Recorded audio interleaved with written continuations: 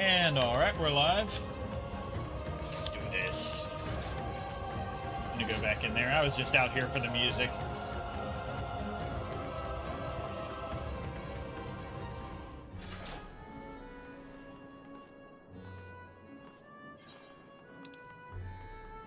But anyway, let's accept the next quest. Oh yeah, I was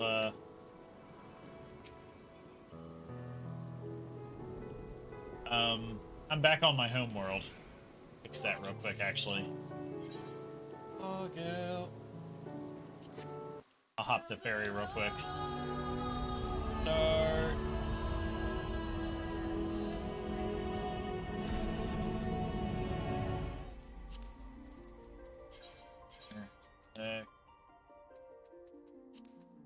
Yeah, let's do this.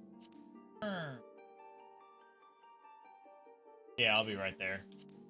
Proceed.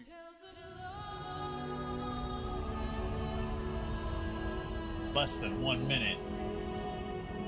Can I wait less than 1 minute? I don't know.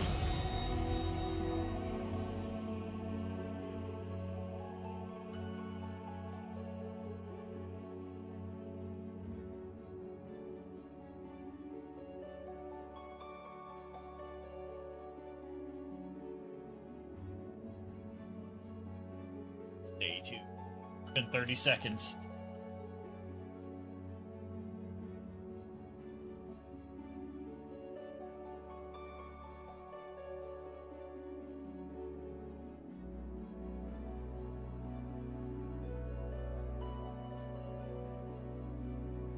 Is the estimate off?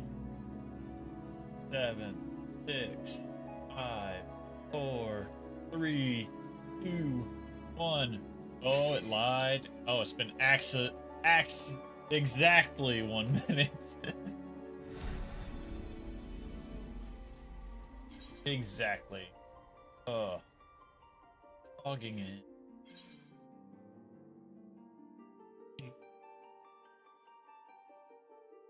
Let's go.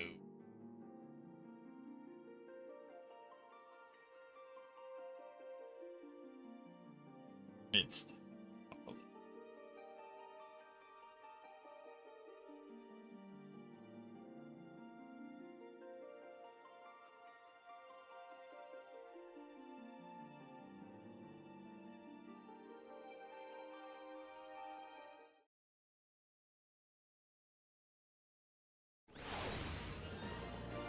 alright. The goal quest for today is we're going to finish the quest called Return to the Crystarium.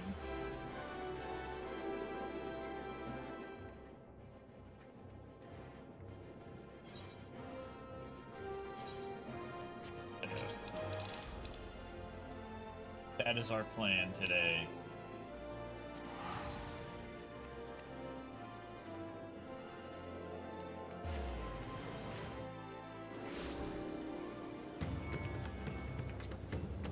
I gotta drive all the way back there.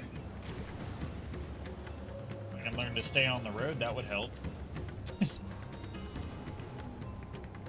go.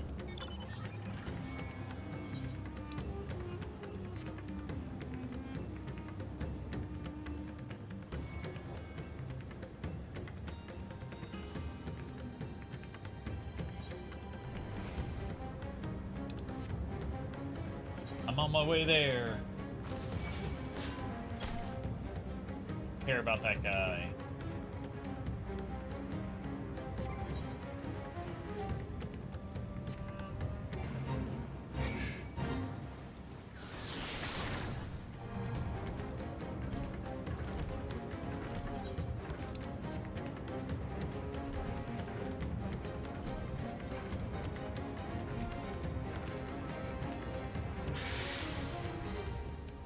No, I wasn't computer work. Your YouTube working on the computer.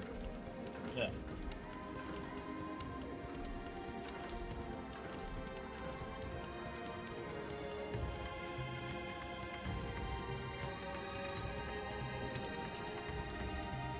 Oh, chat wouldn't load.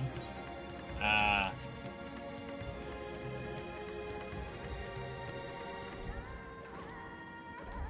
Was it depending on like what browser you were using or something? Probably through his phone, if I had to guess.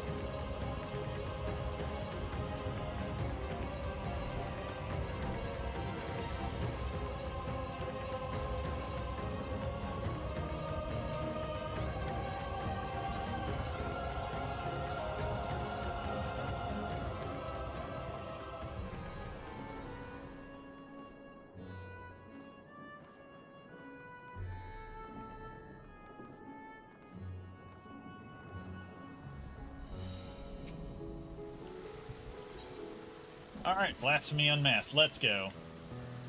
Give me, my friends, I must return to the Megaduta for the time being. There I can better manage this crisis and dispatch my troops as the situation demands. In that case, we shall carry on out an investigation of our own here in the city. Mayhap the residents can tell us more about the first of the transformations, and the conditions under which it occurred. If we can ascertain what exactly triggered these tragic events, it may give us some insight as to a possible solution. Time is of the essence. Let us split into 3 groups that we may cover more ground. Alize and I will see to Pax's path. Tancred and Ishtola, pray make for Dharma. I leave Artha to Graha and you, Magnarmus. Any information you can gather on the first blasphemy, or the manifestation of the final days here in the city would be most helpful. When we have completed our respective inquiries, please let us reconvene in front of the Megaduta, that we might share what we have learned with the satrap.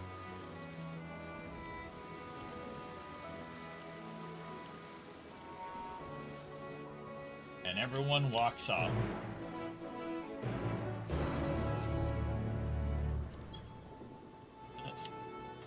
Alright, we're gonna talk with Graha. Shall we be off then? Artha is home to the High Crucible of Alchemia, whose alchemists forged many of our warding scales. That seems as good a place as any to begin our investigation, don't you think? I spoke briefly with Nuhadin, the chief alchemist there, on our last visit. He should be happy to answer our queries. Alright, Graha's accompanying us. Let's go!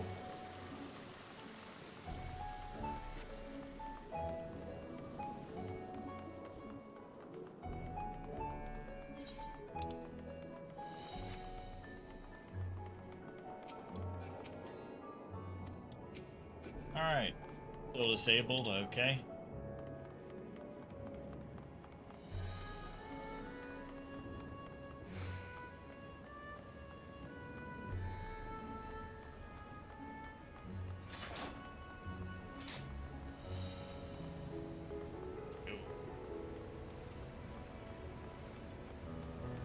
Nahadi.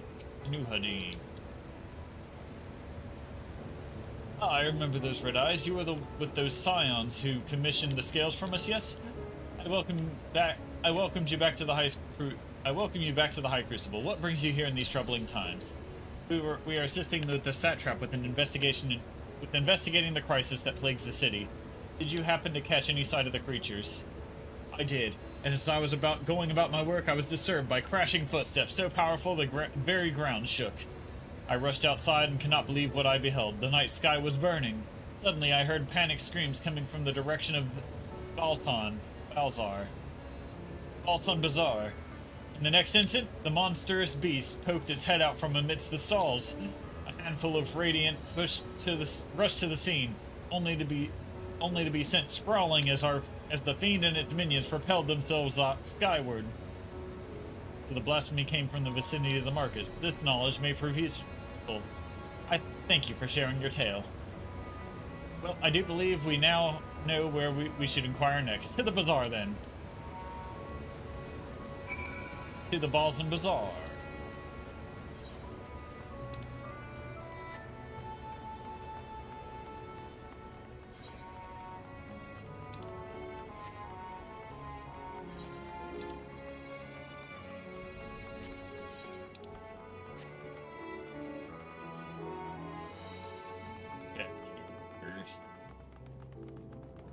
Aha, there. Forgive me, but my shop's closed until further notice. Needless to say, we've more pressing concerns these days. We have some not come in search of wares, but information concerning the enormous fiend that tore through the bazaar. Did you perchance witness anything? Afraid not, my friend. I was here the whole time, so I only saw its little minions. Made a mess of the place, they did. While that was all going on, the great big one tore through the west side of the bazaar. You'd have better luck asking there.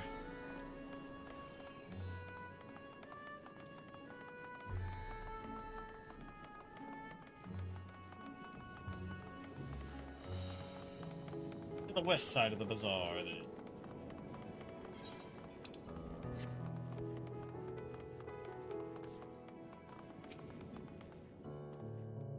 Sisters, have mercy. What is happening to the world? What am I to do? Is nowhere safe? Settle down, friend. The danger's past, at least for now. If it's not too much painful to remember, could you tell us what you saw?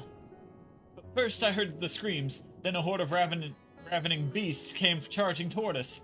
One of them was huge, bigger than a Merid, throwing people around like rag dolls, and it was eating them.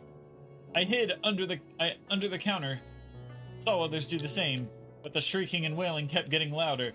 More voices in the throng, beasts or victims, I couldn't tell. I knew not what was happening. I still don't. That is enough, my good man. You were brave to share with us your tale. Many of your fellow merchants are safe. The High Crucible, too, has survived, mostly unscathed. Pray, stay close to your friends and loved ones, and rest your body and mind while you are able. Last guy. Is something the matter, traveler? If you are lost, perhaps I could be of assistance. Your offer is most appreciated. We are not lost, but we are in need of information. Might you know anything about the gargantuan beast that rampaged through the bazaar? I saw it, though I wish I had not. I was going about my work when all of a sudden a piercing scream cut through the air. I turned around and there was the fiend, its massive body bursting through that entryway with the force of a tidal wave, and then it was gone as quickly as it came. That is the extent of what we will learn here, I think. Can we take a moment to consider our findings elsewhere?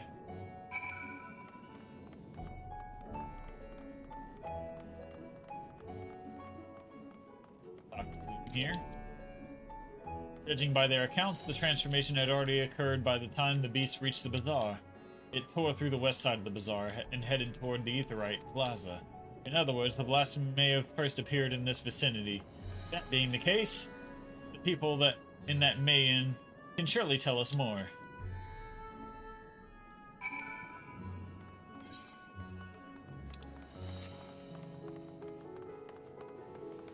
That the beast came from this direction.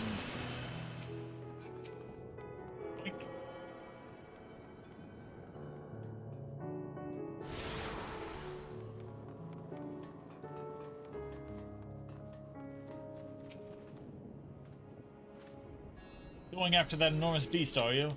I saw it, including the very instant that poor bastard transformed. Damn the gods for putting me there.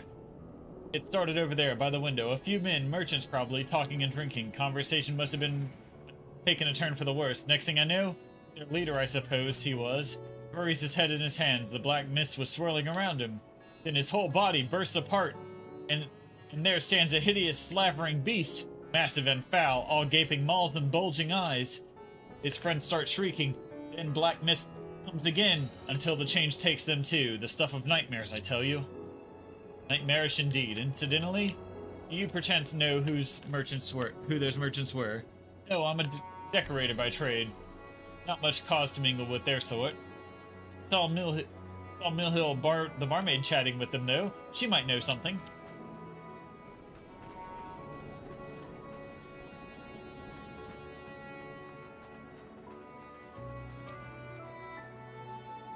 Even after repairing all that damage, it'll take a while for our business to pick up again. You mean the blasphemy? That's what the Radiant have been calling it. Anyway, I saw it too. We all did. I was standing here at the counter as Mary poured me a drink. But suddenly there came this dreadful sound like a pained, angry groan. It was unlike anything I'd ever heard. I turned around in shock to form and from an ominous black mist rose the creature, enormous and ghastly to behold. As for what happened next, I recall it. Sends shivers down my spine. By some stroke of fortune, I was able to slip outside before the beast got its claws on me. But the sight that greeted me offered no solace. The blue sky above had turned red as blood. Buried myself and the other survivors clung to each other for dear life until the radiant host came to our aid. Wait, did I hear you correctly? The beast manifested before the sky began to burn? I'm certain of it. The windows here offer a clear view of the sky, and I saw nothing out of the ordinary until the beast appeared and began to rage. Alright, now we talk to Malil.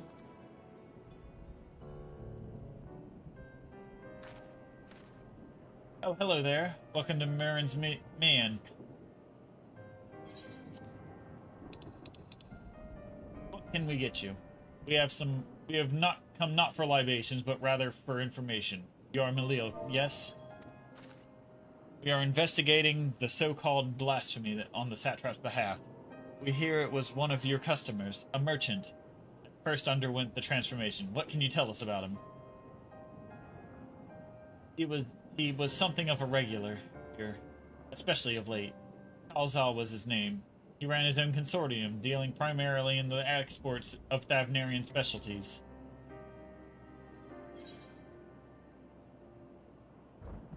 Through him, we met Matsia. Yes, the name rings a bell. Didn't you meet them both on your first trip to Thavnir? If I recall correctly, Kalzal ran a trading operation in Yedlimad, and it was there that you made Matsia's acquaintance. Yes, that's the same Kalzal, no doubt. A rather successful man from what I gather. That said, it was clear he had fallen on hard times of late. His ghastly towers popping up everywhere cannot have been good for business. Even now, with the towers gone, the collapse of the Empire has led to all sorts of problems elsewhere. The market for luxuries is surely not what it once was. Trying times for the head of a trading consortium, indeed. Kalzal was a compassionate man. Even as his own business suffered, he did what he could to provide for the artisans, fishermen, and many others who counted on him to sell their wares. Indeed, that was the very topic of yesterday's meeting, as far as I could hear. Yet, as they discussed matters further, Kalzal's tone grew grave and grim. It was then that... Forgive me, I would not have you recall the memory if it brings you pain. If I could, I would ask you just one more thing. Did you notice anything unusual about Kalzal in particular? Please, anything at all. Sorry, nothing springs to mind. Perhaps someone else can help you. Kalzal lived for his work, and had no family that I know of. His employees and associates knew him best, but they too are lost to it. Still, perhaps his neighbors know something that I do not. I can direct you to them, if you believe it will help. What do you say?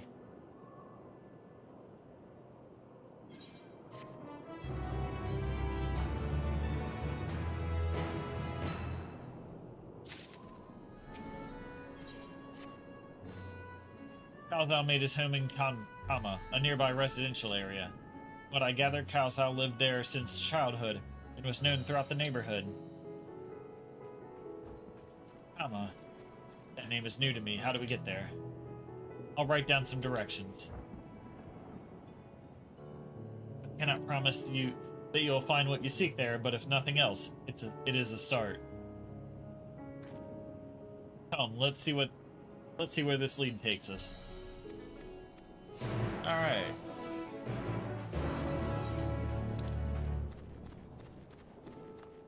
Walk the Catboy around the burning city, part 2.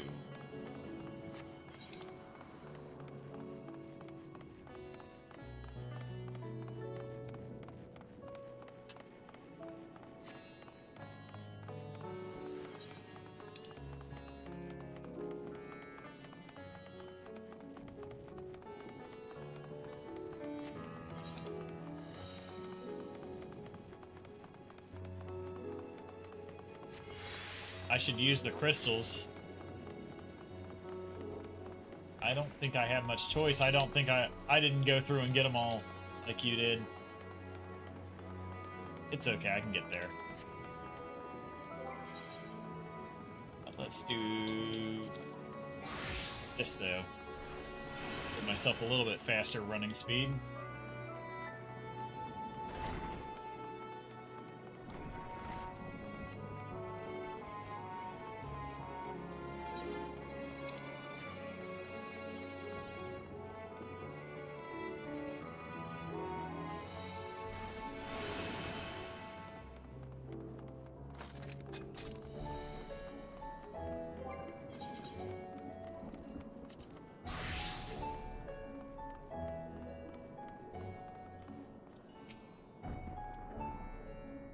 And this must be, it must be Kama. We've arrived at last. Let's begin questioning the residents without delay.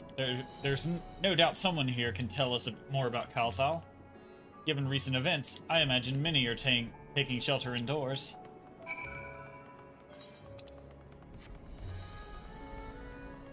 Alright, but first...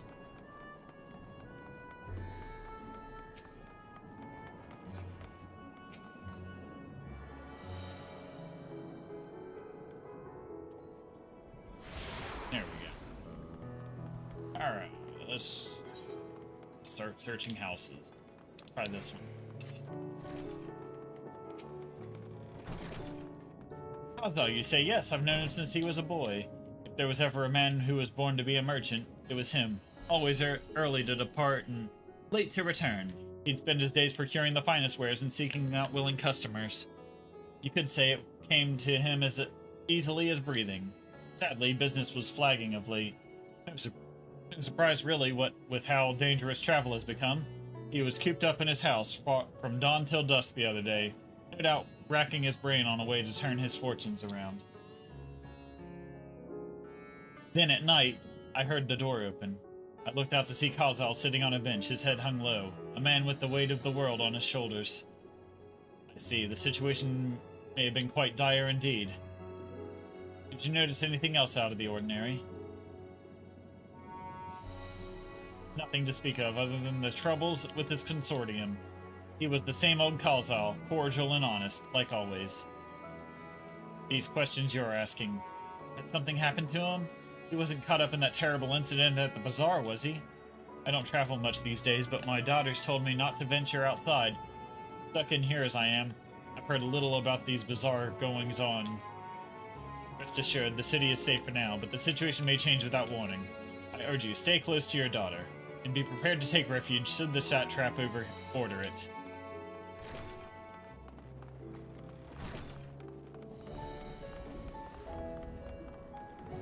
There. Only one other house I can go into.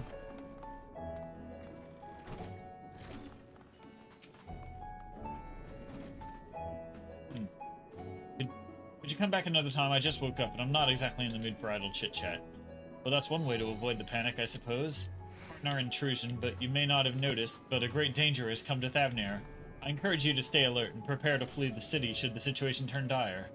But before we leave you in peace, pray allow us to ask a question or two. Did you know a local merchant named Kalsal? If so, did you notice anything unusual about him recently?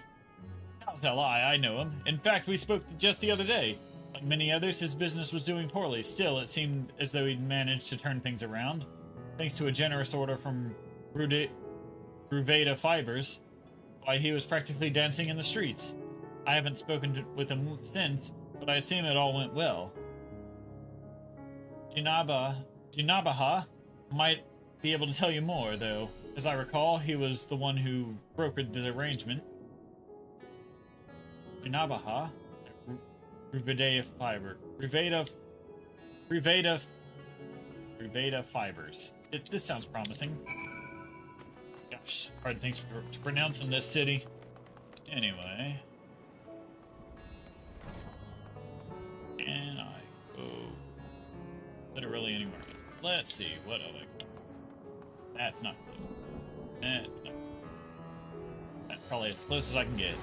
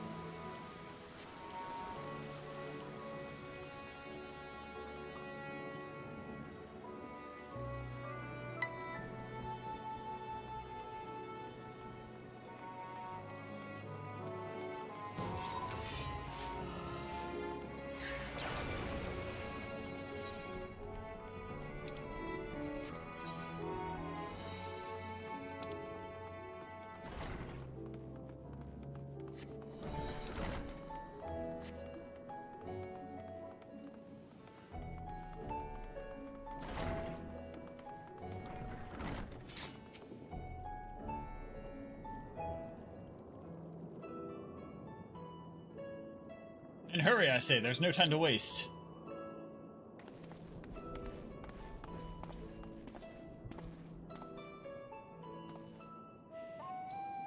Pardon me, but you are in charge of buying and selling here, yes? We have a few questions that we'd like to... I'm sorry, but I simply don't have time to chat. If you haven't noticed, we have our hands full at the moment. We must carry all our wares and equipment to safety before those accursed beasts return. If that's the case, might we be of assistance? Perhaps we can speak when the job is done. Very well. You can start by helping us move our equipment. Ask the others what to put where.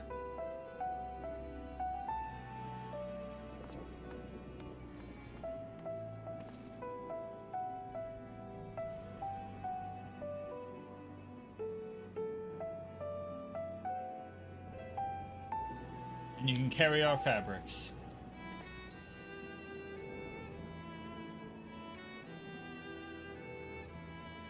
Go through that door and speak with Kamala.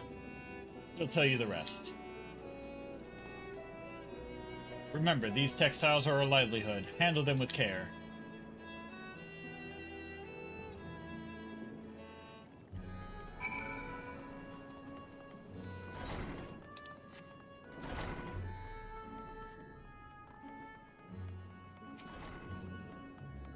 Areas for employees only. Out! Out! All to help carry this cloths. What's that? You've come to help? Oh, praise be to Mindrupa. Kind stranger, I welcome your assistance. On our way here, you passed through 3 storehouses. Yes, I'd like you to carry a small crate to Nabrafal by the storehouse near the hatchery. The crate of clothing is for Manuha, and the massive crate goes to Zemira by the middle storehouse. Watch your back with that one. Those are all the crates we have ready. Once they have been delivered, consider your work here complete.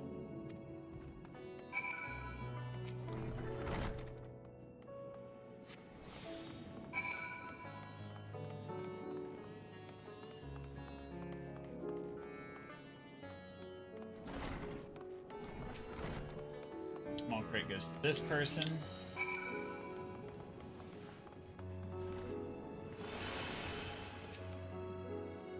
Great.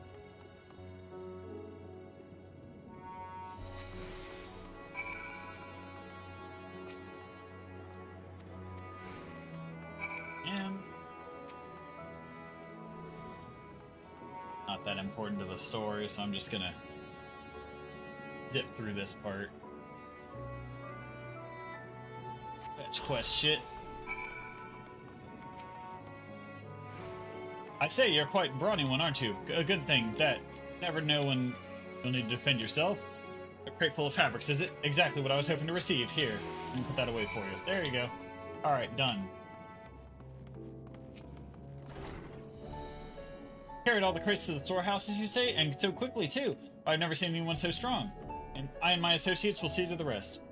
So please, return to Junabaha and assure him our work is proceeding apace. To tell the truth, we're grateful for this distraction. Too many terrible things have been happening as of late. But generous souls like yourself give me hope that we may emerge from this trial even stronger. I pray that we meet again in more peaceful times.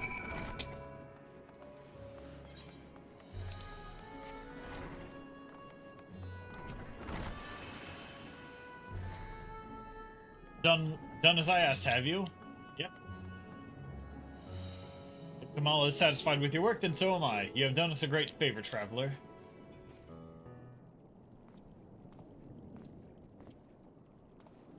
I too have delivered the instruments and apparatus trusted to me.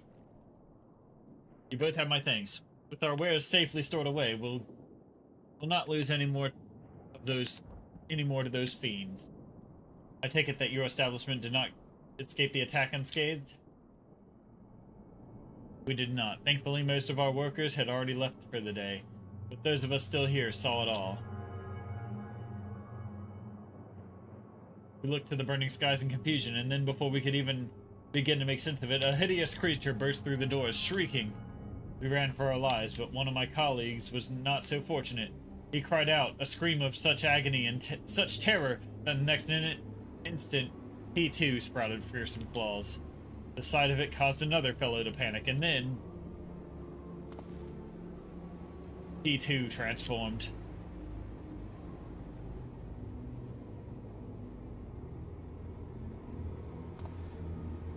I'm sorry. There was something you wanted to ask? Indeed. You knew the merchant Kalzal, did you not? I believe he had some dealings with your establishment.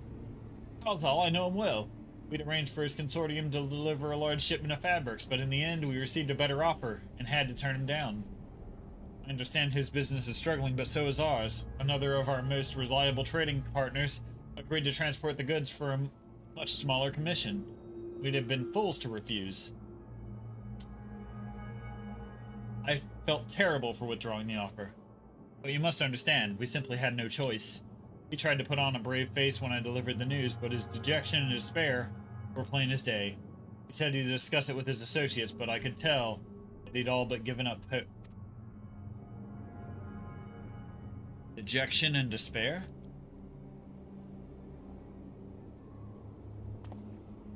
You remember what we saw in Vanaspati, yes? Soldiers and jungle dwellers pushed to the very brink, turning into beasts one after the next. It would seem that the same phenomenon occurred here. The poor craftsmen attacked by the fiends, as well as those that witnessed it, all undergoing the change. I suspect that everything began with Kalzal, and by all accounts, it was he who suffered the most profound and piercing despair. Wait, could that be it? That such intense emotions were what triggered this transformation? Much remains unclear, but I believe we are drawing closer to an answer. At any rate, we must discuss our findings with the others.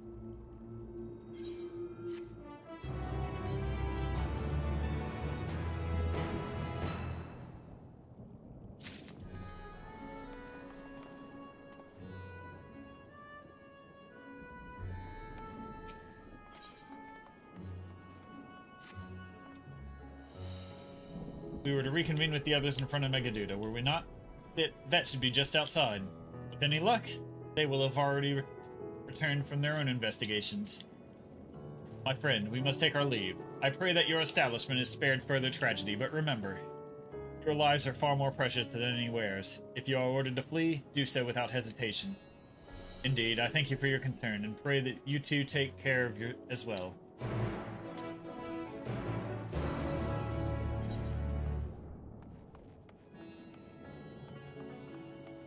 Stairs here, I think. Yeah, this is the way out.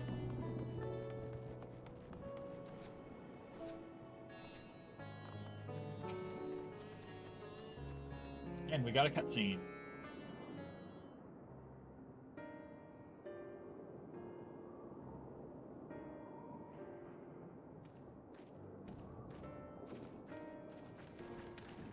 There you are. You've spoken with the survivors. Indeed. We thought to share what we have gleaned, that we might together gain a greater understanding of present circumstances.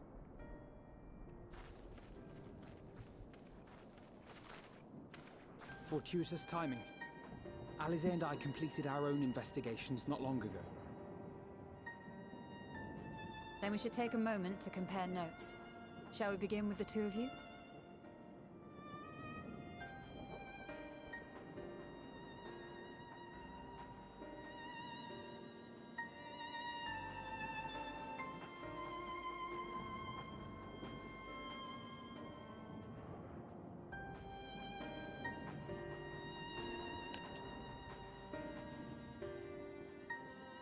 So the merchant Kalzal was gravely concerned about his business in the days preceding his untimely end.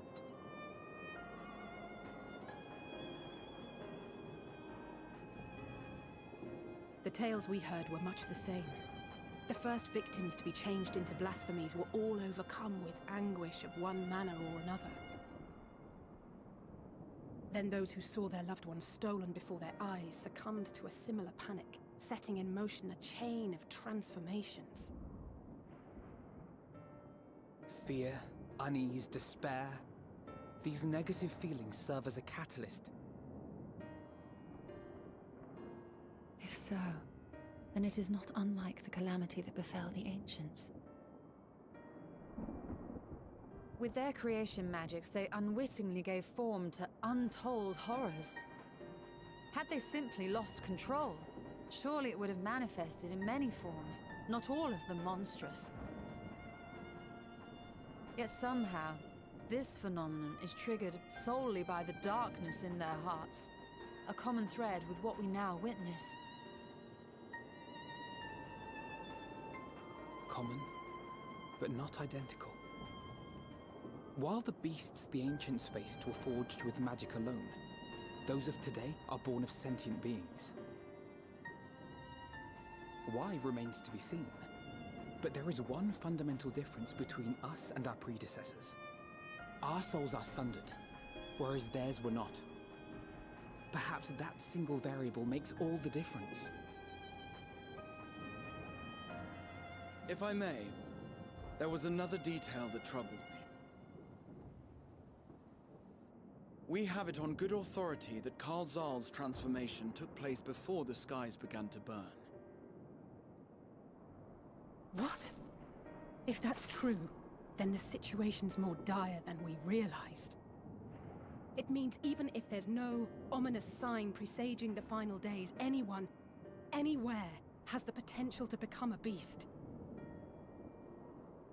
Even in lands we thought safe, even as we speak.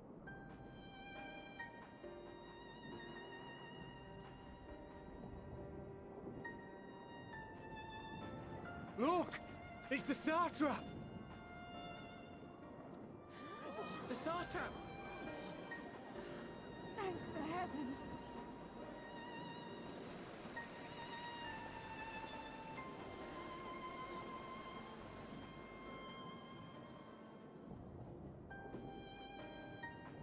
My countrymen, I am relieved and heartened to see you strong and safe.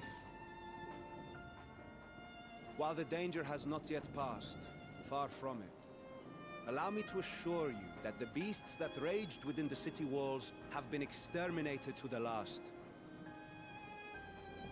Outside this sanctuary, the brave men and women of the Radiant Host and our dragon ally continue to battle our unholy foes.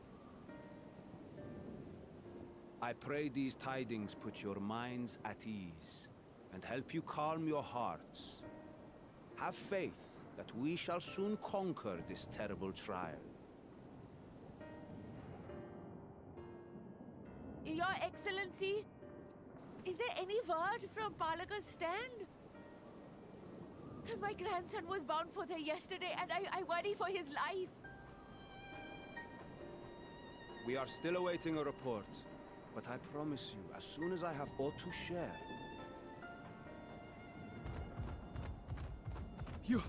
Your Excellency, I bring grave news. You are? I'm Matsya of Akyali, a humble fisherman.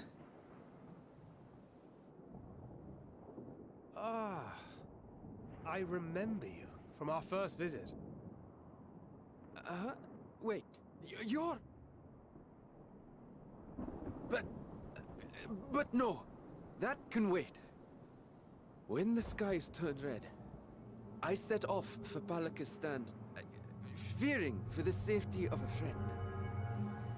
But as I drew near the village, I saw dreadful beasts all about. No! Gods have mercy! Your Excellency! Save my grandson, I beg of you! We will spare no effort to save all we can, but you must remain calm. Calm? You tell me to be calm? You saw those beasts? They tore our bravest warriors, limb from limb! What if we are too late, huh? They catch him, sink their fangs into him? The fangs!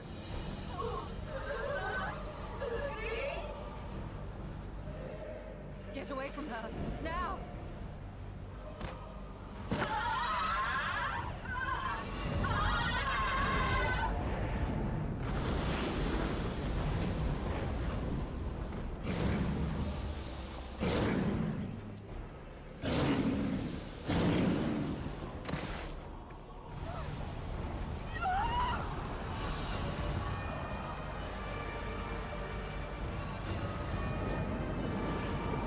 Oh, look, a chain reaction.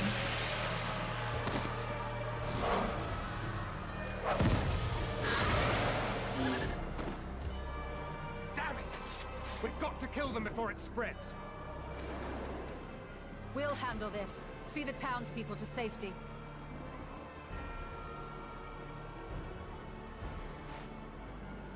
Run as fast as you can. Oh. Old lady ain't no more now, so. No!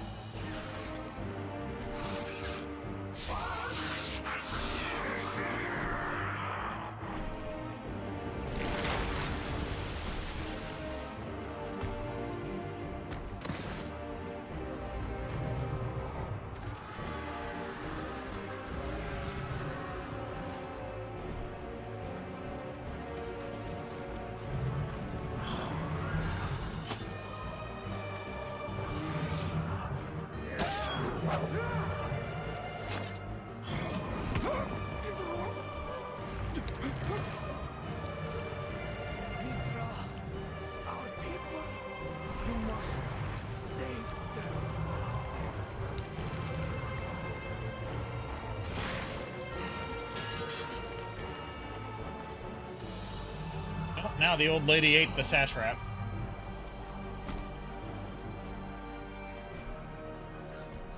My son.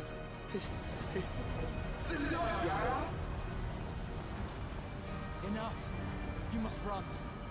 For their sake and your own.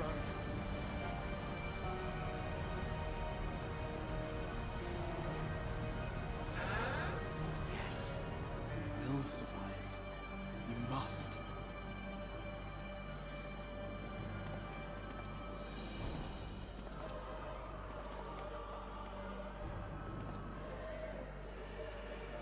Well, Graha just stopped that guy from transforming.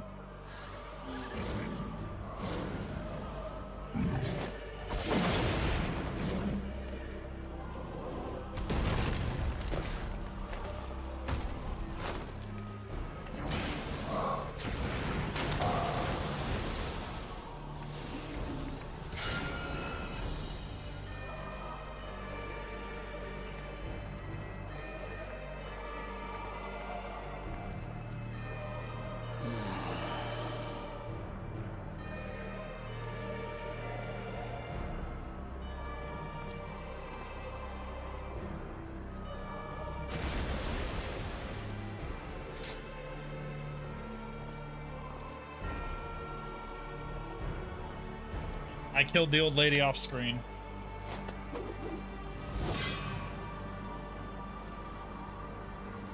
Be strong, my friends! Fear not, for we will defeat these abominations!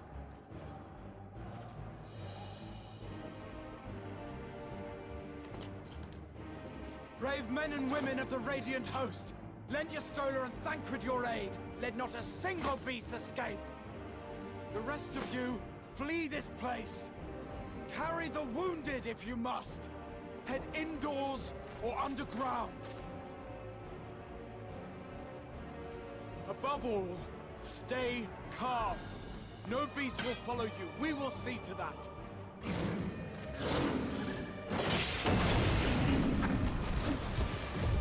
Alphino! Alice! Leave the city to us, and make for Palaka's stand at once! Matsya, show my friends to the village. I promise you, they're more capable than the host's finest. Right. Go with them, will you? We will save these people. As many as we can.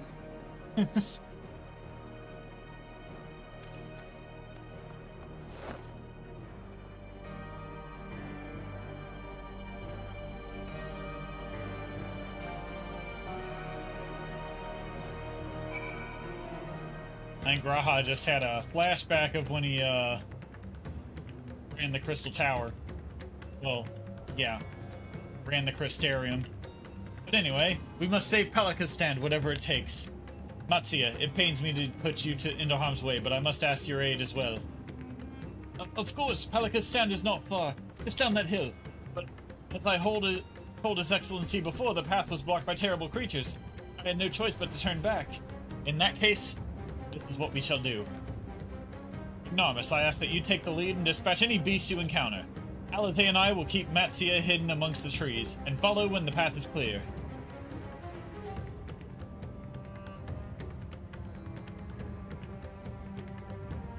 There's no telling what dangers await us. Keep your eyes peeled.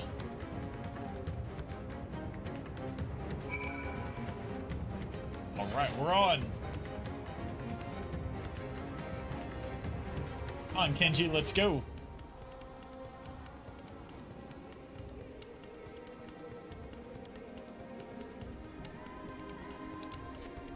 Let's go kill some monsters.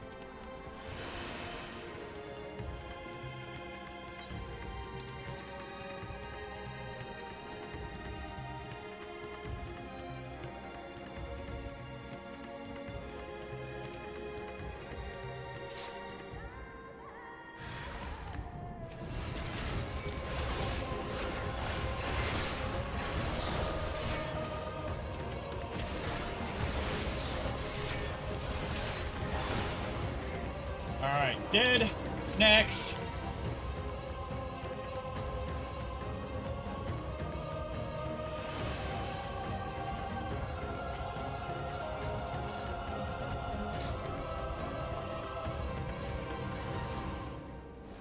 Two. Alright, I'm gonna need the tank stance on for this one.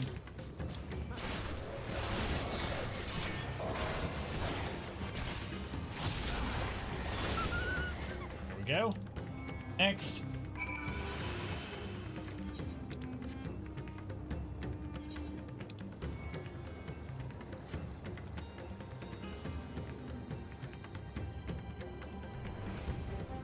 Oh, we gotta speak with Alizé.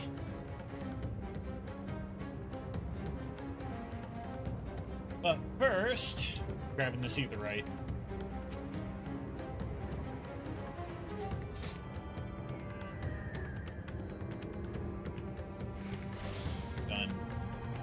Let's see what Alizé has to say.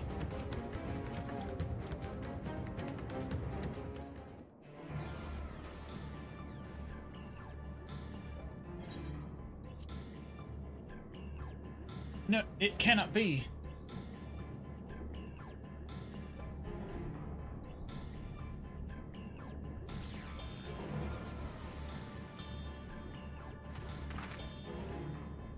We must heal those we can, and quickly. See no beast, but stay on your guard.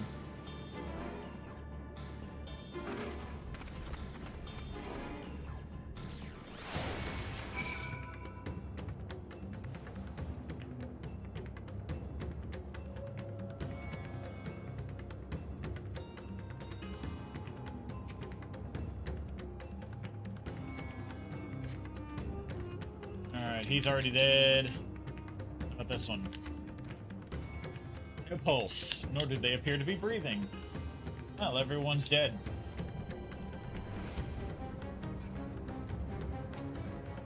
How about this guy? Village injuries do not appear to be life-threatening. He does not respond to your efforts. His breathing grows more and ragged and shaggy. His vacant eyes are those of a man who's lost the will to live. Even if I wake, the nightmares go on. No, leave me to sleep. Call out, but the man does not respond. Alright.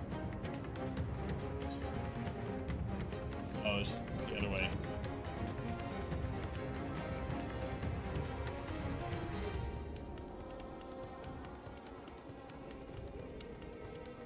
House or behind?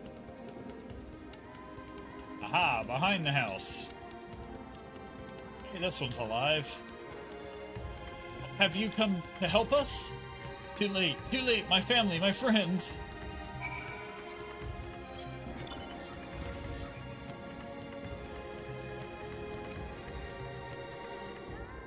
Are these the only villagers who survived? I can only hope that others managed to flee. But if the rest have been turned to the beasts by the 12. Let us do what we can to see that the damage spreads no further. And no matter what comes, we must keep our spirits high, lest we ourselves suffer a similar fate.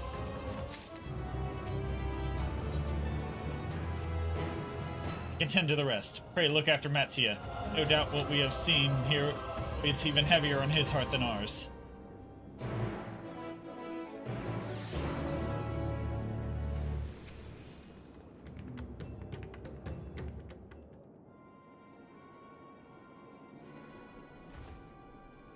Oh, Magnarmus! Magnarmus! This is your Rivet, the elder here. He is hurt, but praise to the sisters, he still lives. Matsia here has told me everything. I have not the words to express my gratitude for your aid. When the heavens began to burn, we were afraid, but we did our best to carry on as we always have done. Until today, when those unholy beasts came pouring into our village, a flood of midnight and death. There are no words to describe what followed. Men and women I have known since they were babies struck down by the creatures, only to rise again to join the murderous horde, in the guise of those same hideous fiends. In the chaos, a handful of our villagers fled for their lives. I can only hope they have found their way to safety. Matsia, do you perchance remember Kurasov and Mevon? The young couple who always bought your freshest catches? How could I forget, Elder? When I first came to peddle my wares, desperate to eke out a living, they showed me such kindness. Others shunned me as an outsider, as is their way, but Kurasov and Mevon bought my fish and sung its praises. They turned my fortunes around. Alas, I fear they are in terrible danger. I saw them running towards Agama Temple, one of the beasts in close pursuit. They had their child, still but a tiny babe. To elude these fiends while caring for one so young is an impossible task. Surely, I beg of you, go to their aid.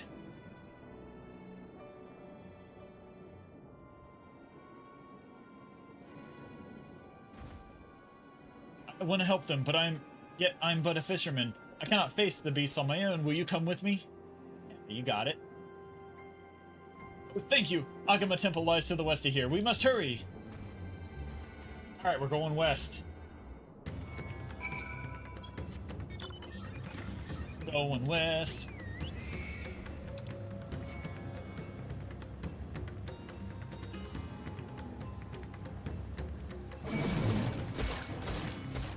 Now, gators, I got real fish to fry.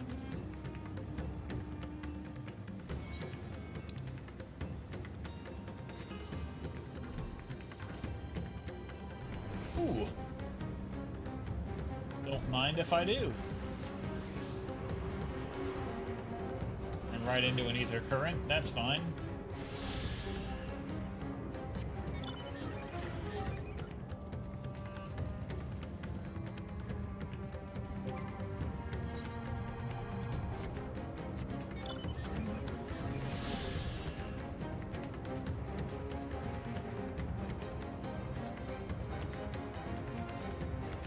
Matsia again.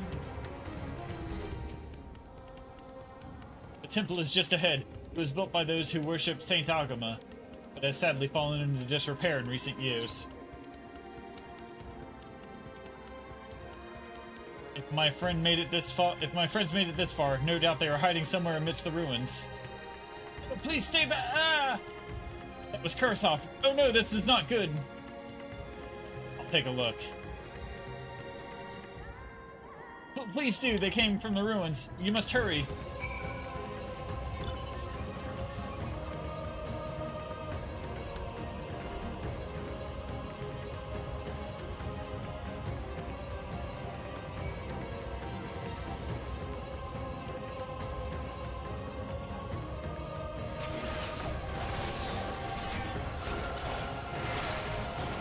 I was trying to start that and I'm getting attacked by a lemur. Alright, you know what? You can join.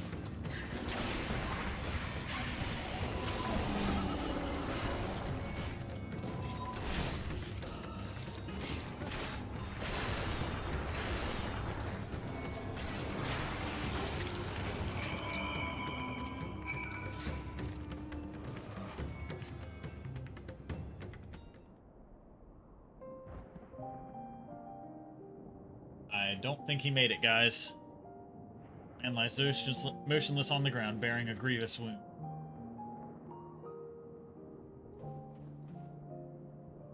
Sorry, Magnanimous. I tried to stay behind, but I couldn't.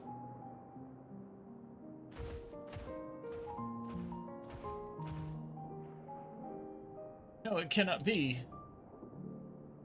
Is someone? Anyone? My arm's so heavy and my legs. I can't feel my legs. My wife fled with our daughter. I need to find them. Need to be with them. I need...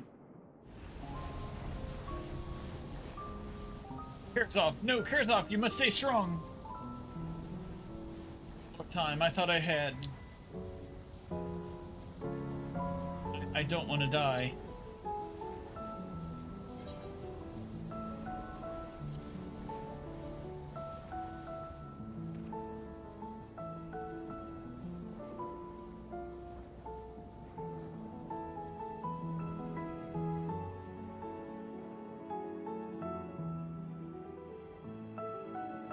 Thank you. Please find them.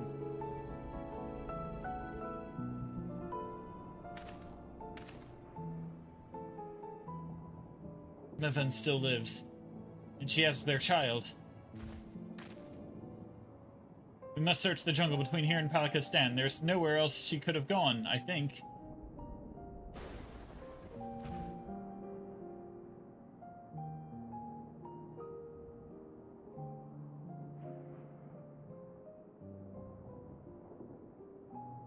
Forgive me, Karasov. Once we have saved your wife and child, we will return and lay you to rest.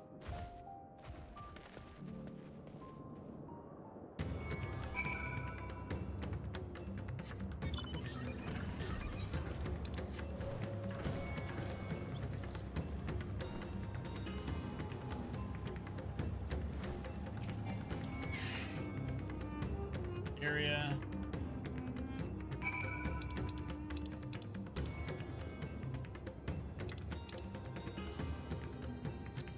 No tracks other than or other signs of recent travel. Alright. Search somewhere else.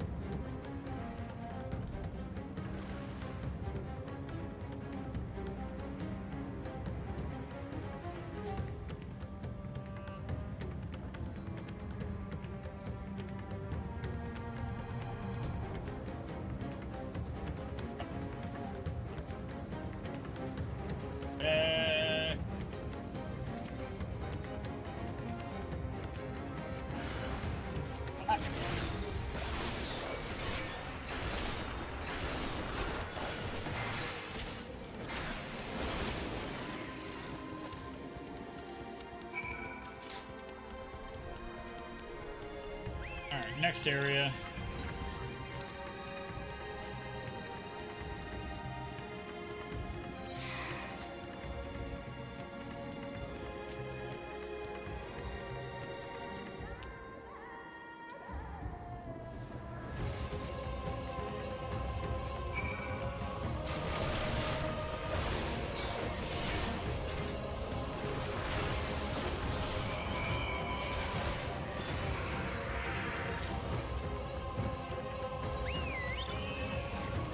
To Palaka's stand.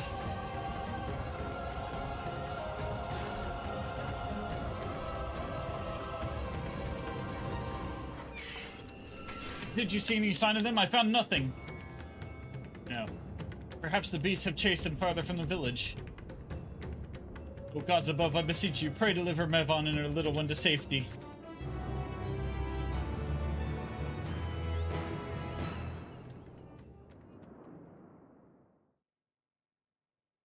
Meanwhile, in the skies above Thavnair.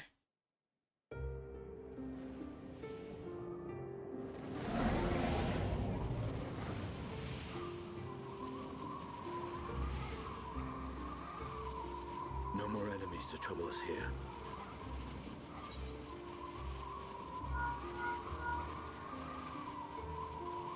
It's me. How fare you below?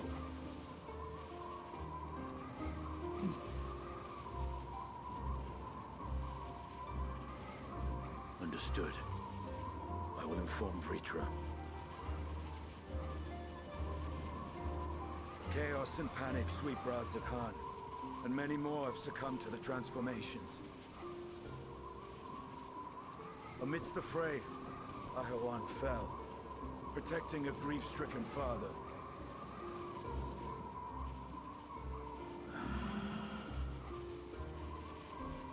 My friends fight alongside your Radiant host to secure the capital. Beasts have been sighted in Palakistan as well.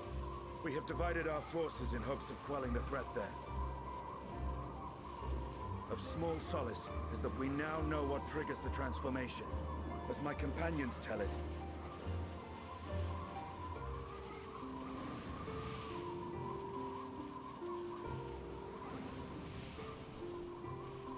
so it is the very fear and despair in their hearts which inflicts this abhorrent punishment upon them. A nightmare from which my children will never awake. O capricious and cruel fate, they are undeserving of such condemnation. will you wallow in sorrow or rise to the occasion? Raz-at-Han is leaderless. Before he passed, Ahawan sought to reveal the truth to his people. Honor his wishes. To what end?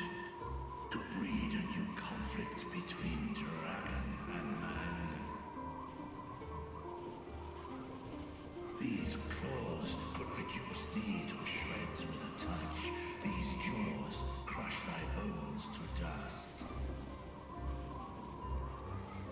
Only through my proxy could I walk with my children. Without him, I am a bringer of fear, no different from the beasts which beleaguer them.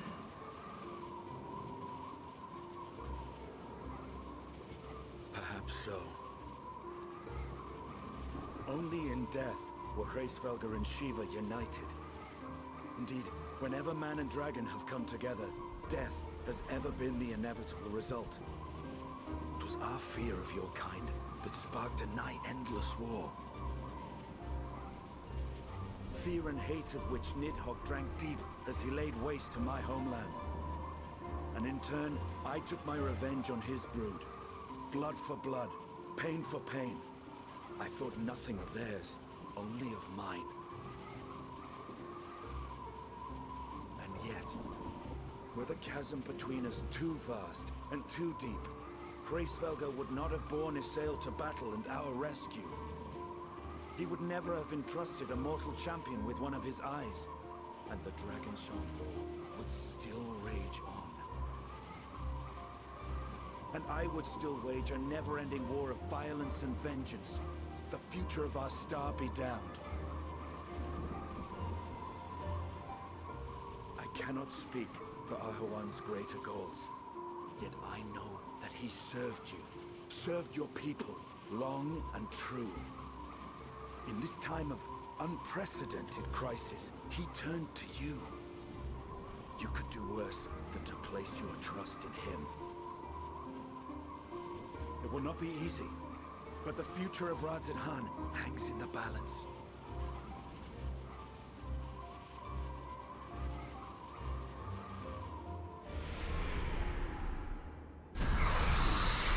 We have company.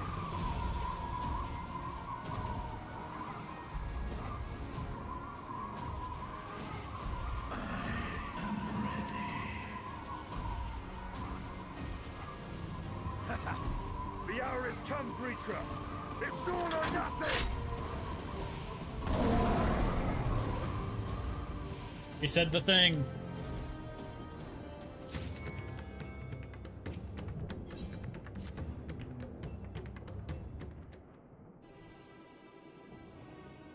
If Mithon fled deeper into the jungle, she and her child are in grave danger.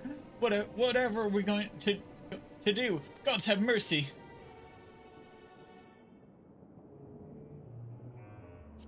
Must try and stay calm, Metsia.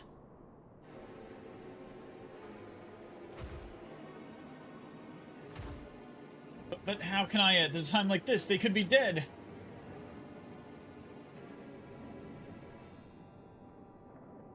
So if I allow myself to be overcome by this fear, I too might become a beast? I'm not sure I could understand, but I will do my best. I've seen to the wounded. How did the two of you fare? Did you find your friends?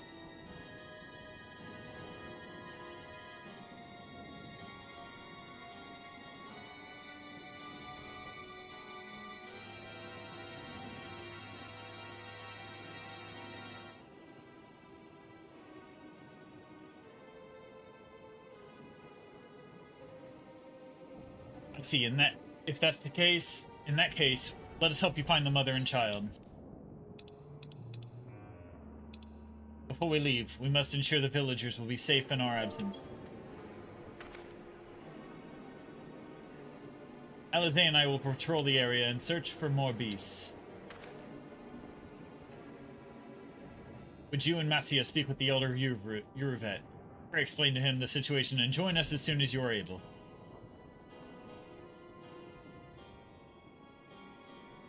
We will save Mevon and her child. We can do that much for Kurasov.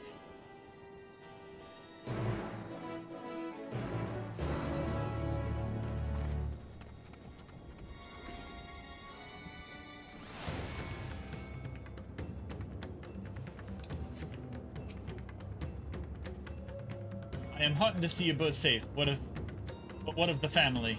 We found Kurasov, but he... Say no more, I understand. We have lost another one of our dear friends. Kurasov may be gone, but there's still hope for Mevon and their child. Please find them, I beg of you. And if in your search you come across anyone else who escaped the slaughter, pray tell them what has happened. I will do my best to keep the villagers safe, and their spirits high. Let us rejoin our friends at once.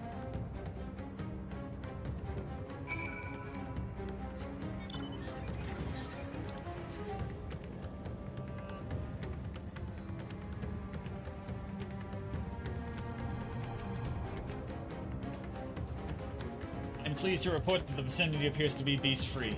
No doubt thanks to your earlier efforts. And with that, let us resume our search for your friend and her child. Where should we begin, Matsia? If we follow Sidora south, we will arrive at Perusa, a temple. It is a sacred place where people go to commune with the divinities.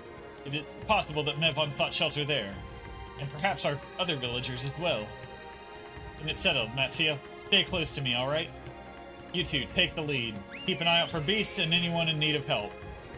Very well. We shall make for Perusa, as quickly as we are able, with me.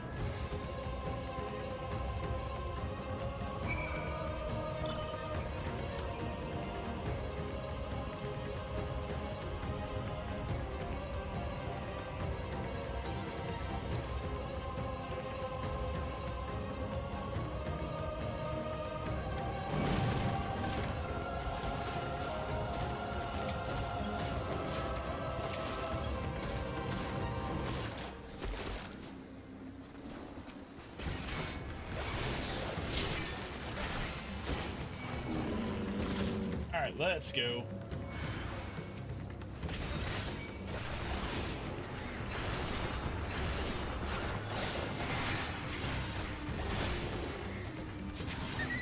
Villager saved.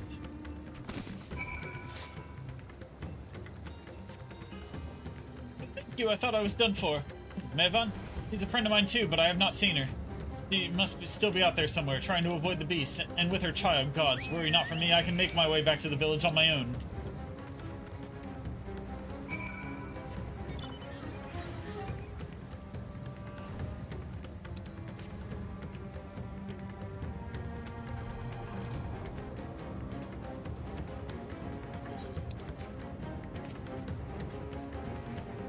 Enormous, wait! Perusa lies just up ahead. Something terrible has happened. The beasts have come. Many have already been killed. Alpino and Alize have gone to do what they can. But there are so many more that I could count. You must be ready. Alright. I'll be ready.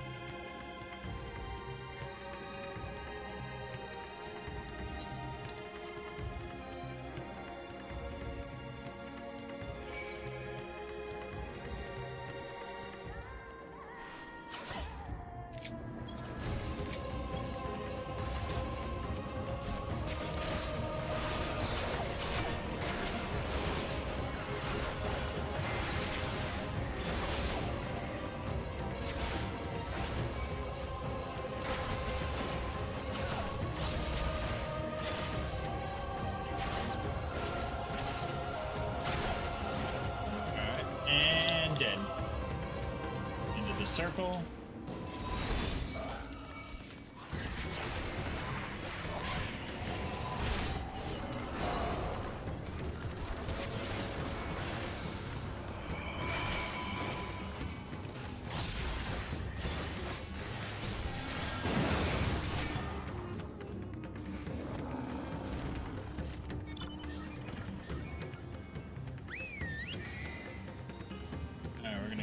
This way next.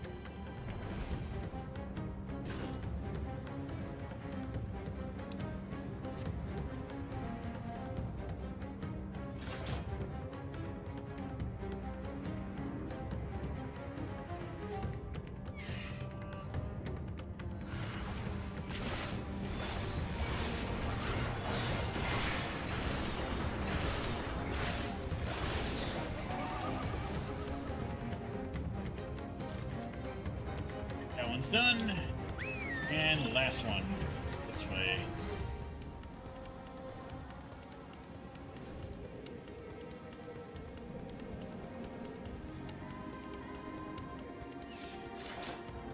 You gotta say something, please.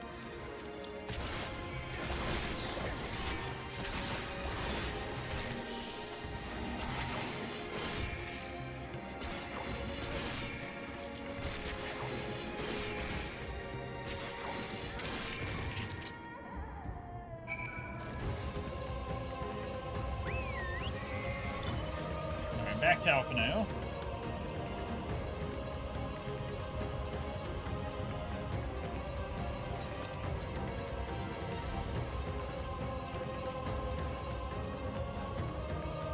Yo, how far are the others? I managed to save a couple of them. I see. You've seen all the beasts in sight? In that case, let's have everyone gather in front of the temple.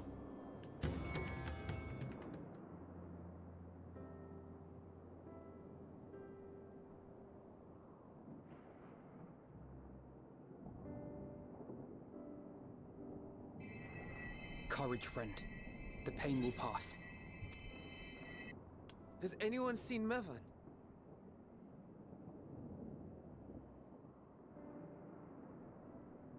Where could she be?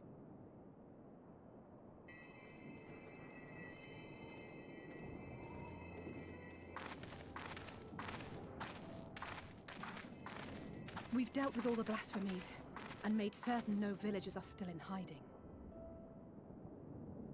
Good work. We've otherwise tended to the wounded as best we can. What will become of us?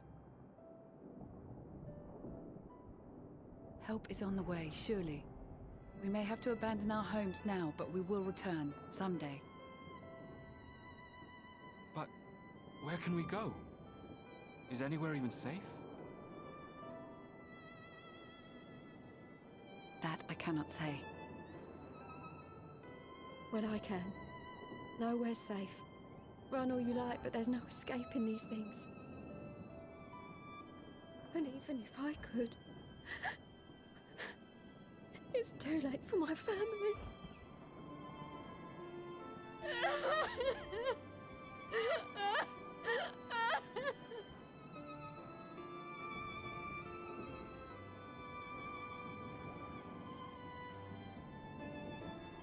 This isn't good. The more they dwell on the tragedy, the more likely we are to lose them too.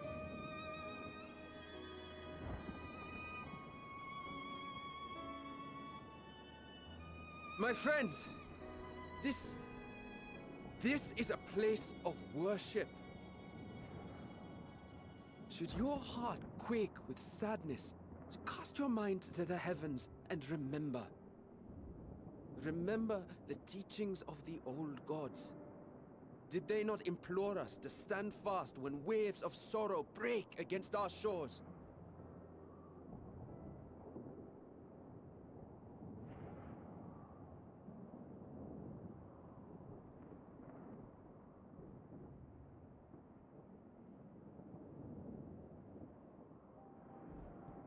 Know this, my children. There is more ugliness than beauty in this world. To live is to suffer. To drink of calamity and drown in anguish to toil and be tested, always and ever. 'Tis a perilous path you walk. Death lurks in the dark, and is the sole promise that awaits at journey's end. You will tremble with terror. You will weep tears of anger and despair.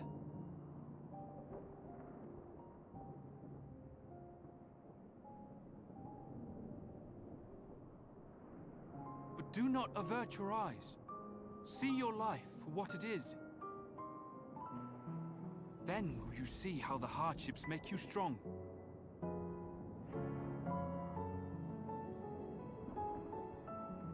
Every doubt reforged as scales for your armor. Every agony to temper your blade.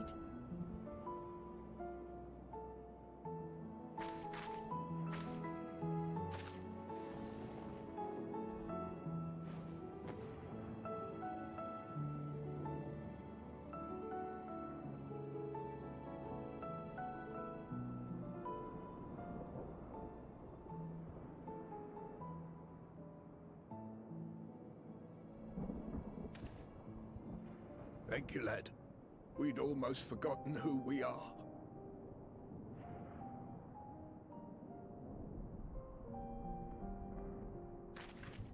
My undying gratitude to you as well, my friends. You were searching for Mevon, no? We must return home. I pray you help the boy find his friend. Gladly. We dispatched what beasts we could, but the roads are still dangerous. Stay together and go in safety.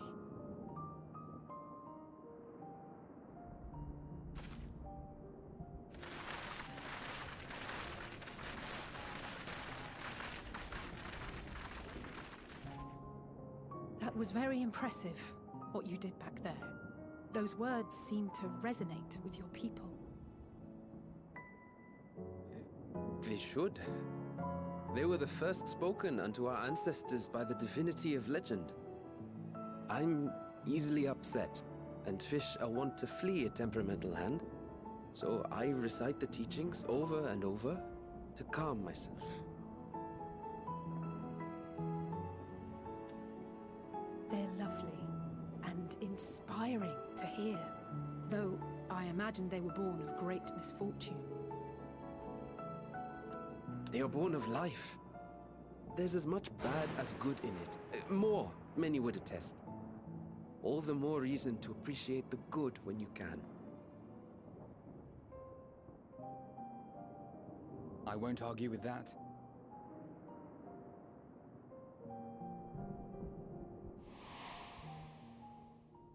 In darkness, seek joy. Surrender not to sadness, and see beyond despair. Walk free, and bear the light for others to follow.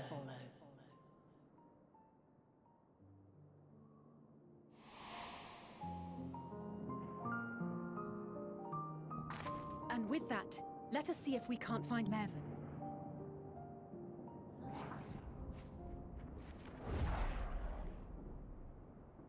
Did you see? That beast was chasing someone.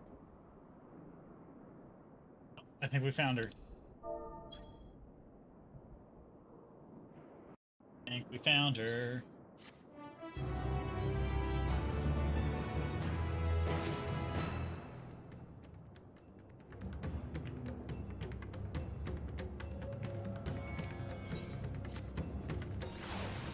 There, my view was blocked by the trees, but I'm sure I saw someone being chased by a beast. Magnarmus, go with Matsia and search along the river.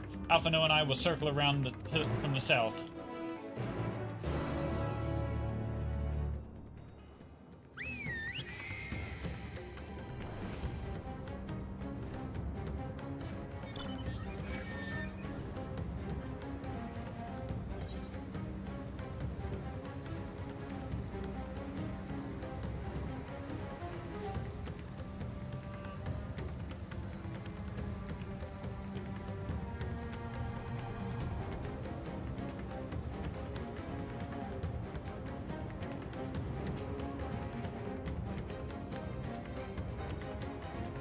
Destinating.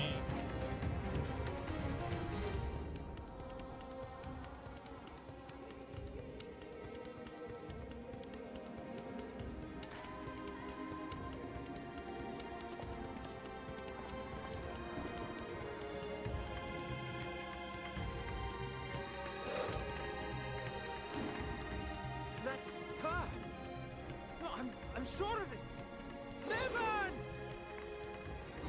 Don't, please!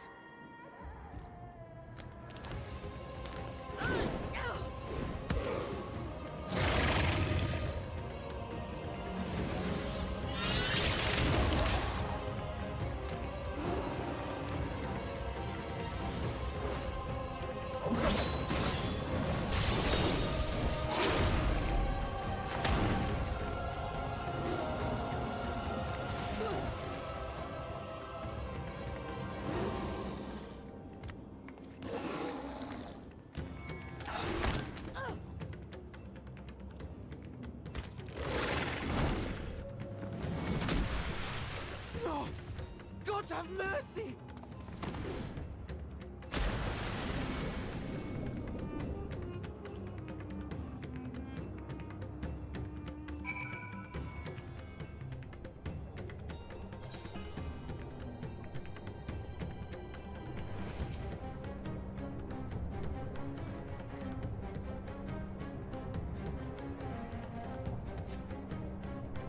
Evan's lifeless body floats before you, battered and broken. Her death no doubt came swiftly.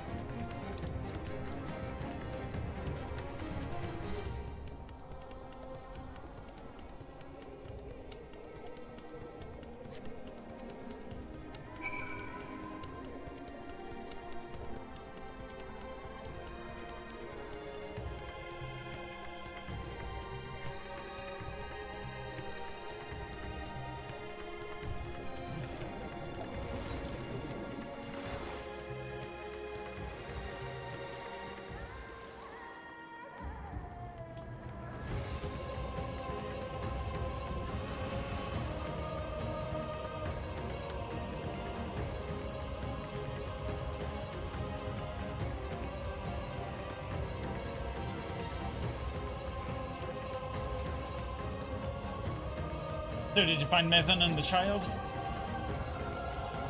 Mevin didn't make it. Damn it all. You have the child? Let me see her.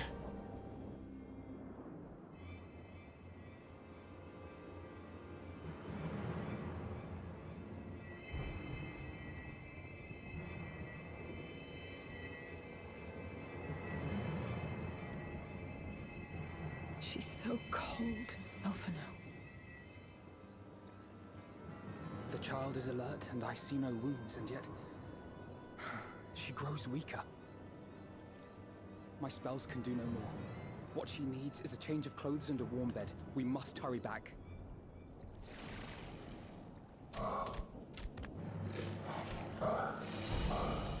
Not now! Matsia, take the child.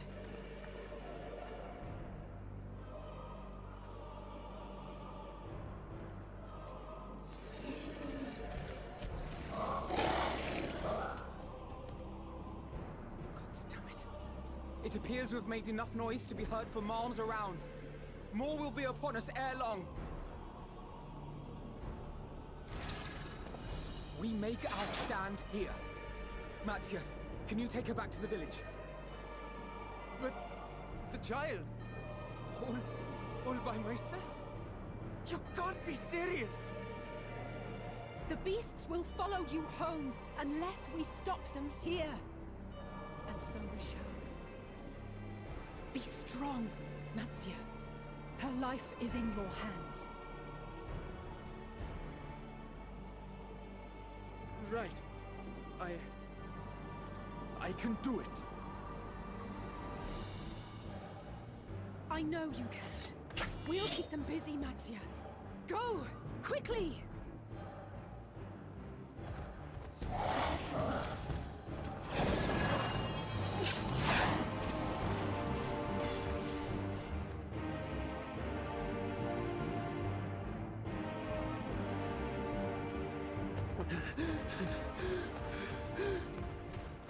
Steady. You know the way.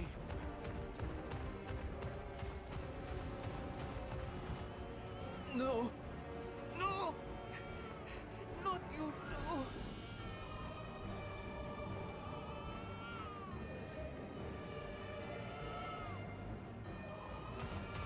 Don't be afraid. Don't be afraid. To live is to suffer, to drink of calamity. It is a perilous path. Death lurks in the dark.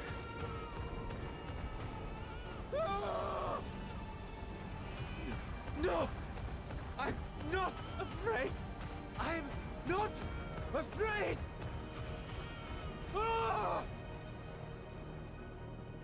Do not avert your eyes. See your life for what it is. See how the hardships make you strong. Every doubt reforged.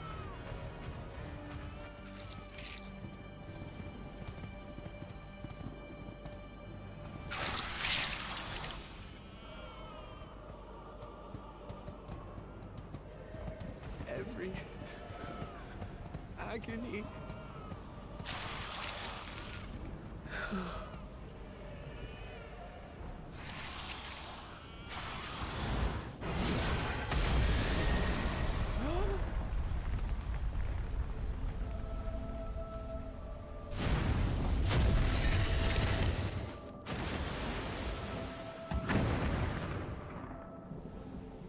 The divinity?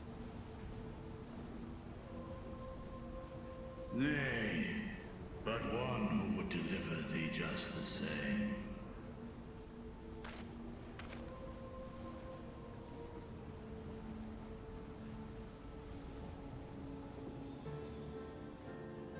Please. You must save the child. She is all that remains of Mevan and Grasef. Please.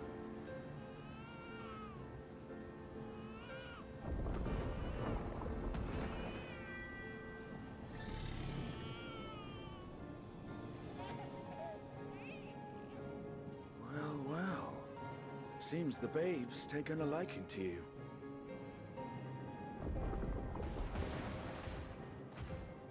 Thou art strong, little one.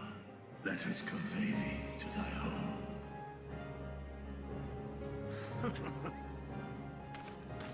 I spied our friends as we flew in. They appeared to be holding their own against the Horde.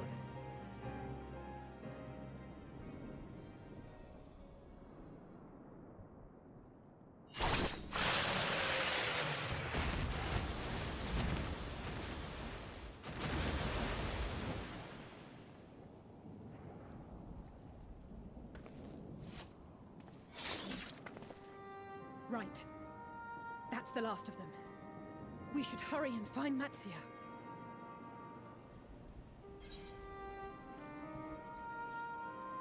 He had help from on high. I have a feeling he'll... Really? How can you be so sure? A fine battle it must have been. Shame I missed it. Estinian, it was you who came to Matia's aid. I was only along for the ride. Vritra was the one who saw the boy was in need. The two are headed back to the village. Where the worm will honor Ahiwan's wishes and finally reveal himself to his people. Perhaps so. Will you go and join them? There's something I need to do first. Mervyn gave her life so that her child might live. She deserves better than to be left to drift alone. She deserves to be laid to rest beside her husband at least. Will you help me?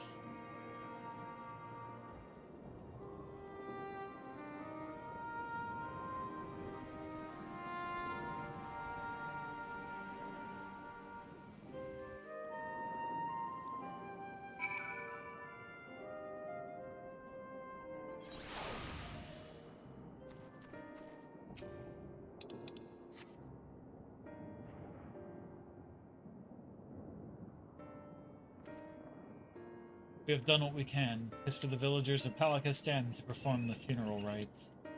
If nothing else, Bevan and Karasaf died as they lived, as themselves, not as beasts. Their souls will find peace in the ethereal sea. To think, the day it would come when even that smallest of solaces would be this comforting.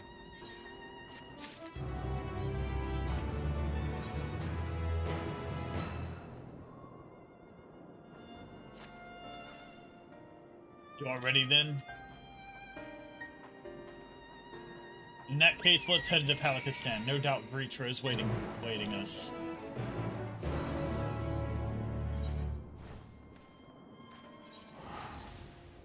To Palakistan then.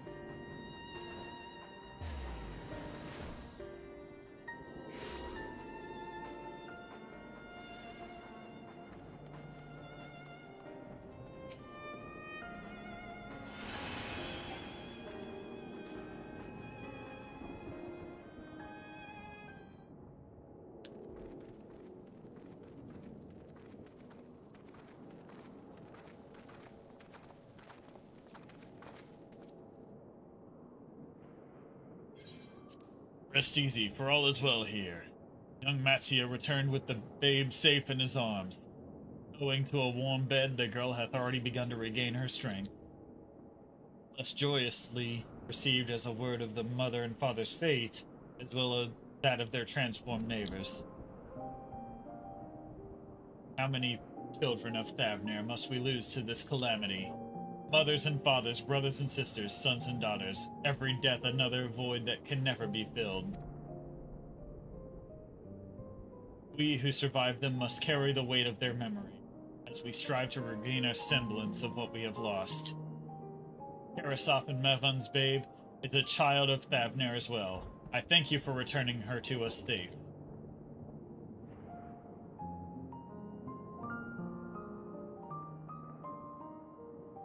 O most great and merciful worm, I have not the words to express my gratitude.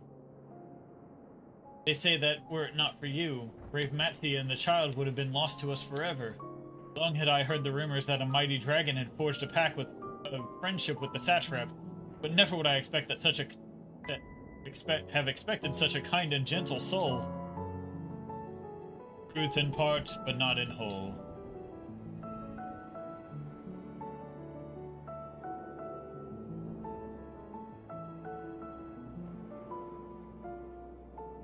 I am Vritra, and for years uncounted hath this isle been served as mine abode. An isle I have ruled over as satrap, with Ahawan as my loyal servant.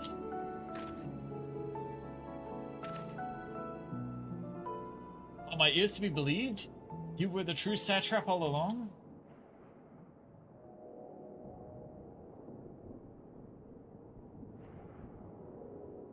Nidana, what are you doing here?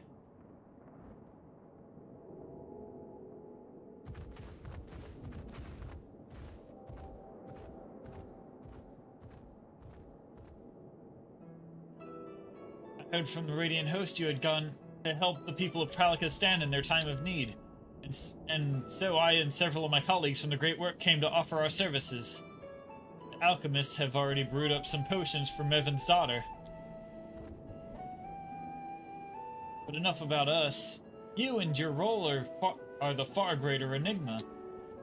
If you were the true satrap all along, could it be that young Varshan was created to serve as your emissary? Thou didst suspect the boy was but a simulacrum? A rumor had circulated for many years around the High Crucible that our most skilled alchemists were once commissioned by the satrap's family in secret to fashion a mammoth indistinguishable from a living boy. Looking at Varshan with that knowledge, I simply put two and two together. I was not alone in drawing this conclusion, but like me, no doubt, recognized that the satrap was using the simulacrum to work more closely with his people and decided not to press the issue. I'd always assumed that one of Ahawan's associates was manipulating it from afar, though the truth is indeed far more surprising. It is an honor to meet you in the flesh, Master Vritra. Allow me to express my gratitude. If you had not believed in and given unto us your scales, I do not know where we would be. Thank you from the bottom of my heart. It was thou and thy fellow alchemists that fashioned the means to unmake the towers. You were the saviors not only of Radz-at-Han, but the star. Far too kind you are, Master Vitra. But the star yet wants for salvation once more. Will my colleagues and I commit the knowledge and resources to our disposal, and to the mission of aiding the people in their darkest hour. It would seem this place is in good hands. I would return to see how Radz-at-Han fares. What will you do, Scions? I worry for the survivals that we met at Perusa. So you pay them a visit before making our way back. In that case, might I ask you a favor? Nothing too burdensome, I promise, and this way.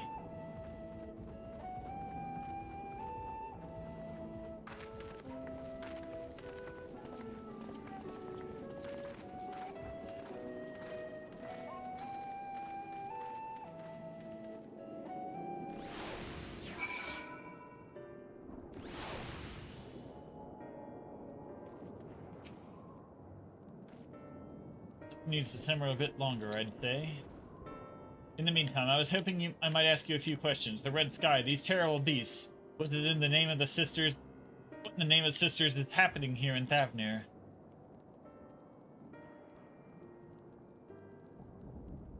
Oh my, that's rather a lot to take in.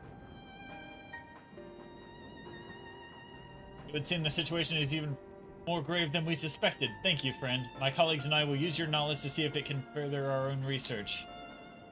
And with that, here we are.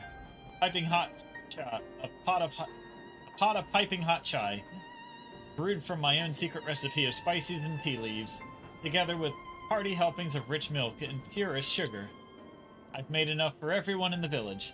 Might I trouble you to deliver a few cups? The drink has medicinal properties then. Not in the least. The ingredients are quite ordinary, so it's so very tasty though. It has a way of lifting the spirits. Spicy aroma and distinctive sweetness of chai is a simple everyday pleasure on our island. Sometimes the best medicine is the simplest. A lovely sentiment, Nidhana. By all means, allow us to assist.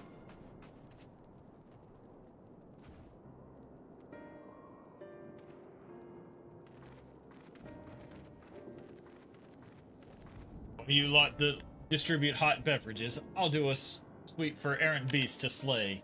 A far less arduous task, no doubt. When you finish, look for me at the wakeful Tirana.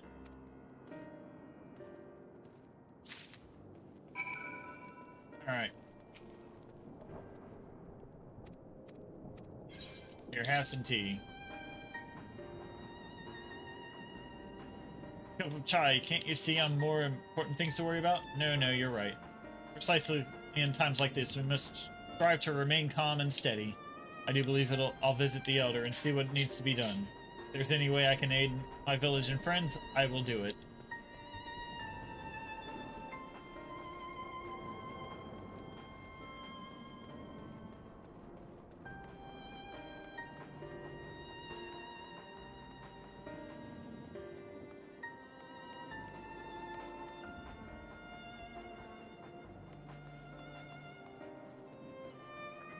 Two more to find. There. Wait, I know you. You're the one that saved us from those beasts back at the temple. Were it not for you, well, let's not even think about that. Times like this, we mustn't dwell on what might have been, but look to the future. But what future awaits us? How can Radz-at-Han hope to recover from this? Most of my friends are gone, and I don't know where to turn. Turn to this cup of tea. A cup of chai? Well, if you insist. Ah, the aroma has a way of clearing the mind. Come to think of it, we faced our fair share of trials in the past as well. And no matter how hard the times, we've always come together as a people united. One day at a time, one step at a time. That is all any of us can do. Yes, back to work. Once I finish this cup, thank you. One more. This house? Nope.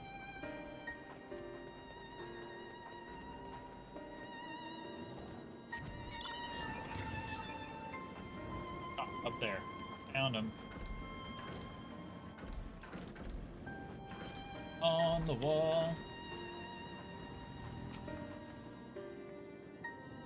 Sorry, I just wanted to be left alone. My best friend and I, we fled the village together. One of the beasts took him and it was all I could do to run. And all the while I could hear this monstrous voice screaming my name.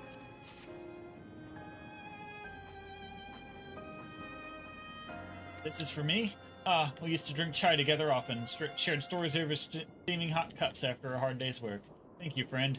The pain may never pass, but I must press on all the same, for his memory, for we who must remember.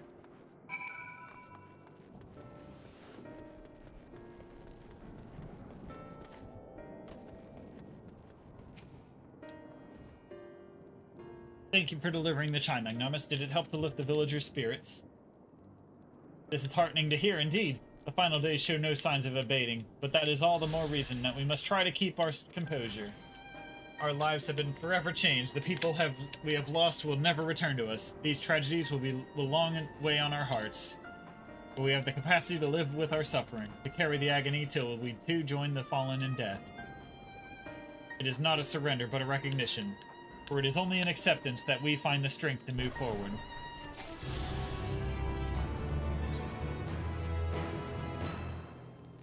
As you have finished your deliveries, might I talk to you for a moment? I was curious to know what has become of the Mevin and Karasov's remains.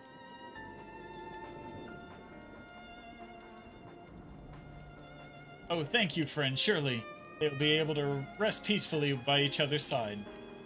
I and the people of Palakistan will perform the rites as soon as we are able. As for the child, it will not be easy for her, growing up without her parents, but I promise to do what I can. Once she is able to eat solid food, the fish I catch will help nourish her.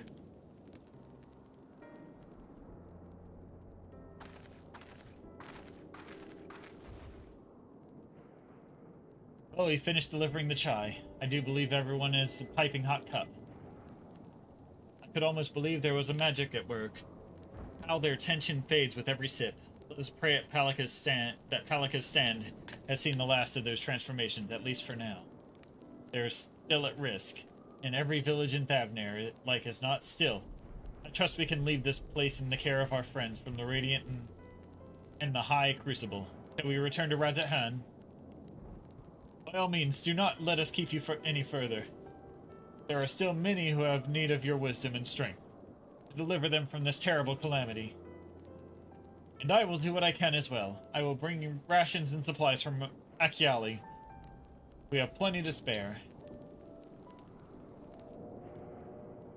Then let us find Estinian and be on our way. Where did he wander off to again? The wakeful Tirana, near the bridge to Razathan, as I recall. Very well then.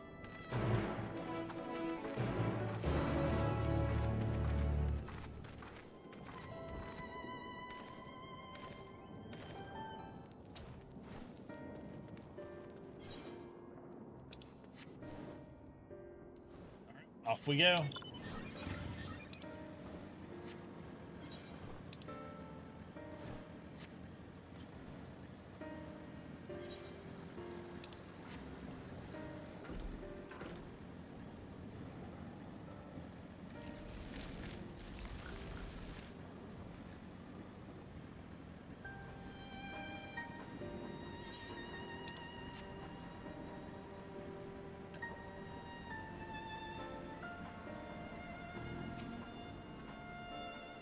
Elfino told me everything. Full glad am I to hear that the people are safe. Likewise, you will be pleased to know I found no evidence of lingering beasts in the jungle and ruin. It would seem you finished off the last of them. Trying times yet lie ahead for the people of Thavnair. Fortunately, they have a wise and benevolent satrap to shepherd them through. Speaking of which, I received word from Thancred not a short while ago. He awaits our return at the city to the city on Aldzal's path. Come on.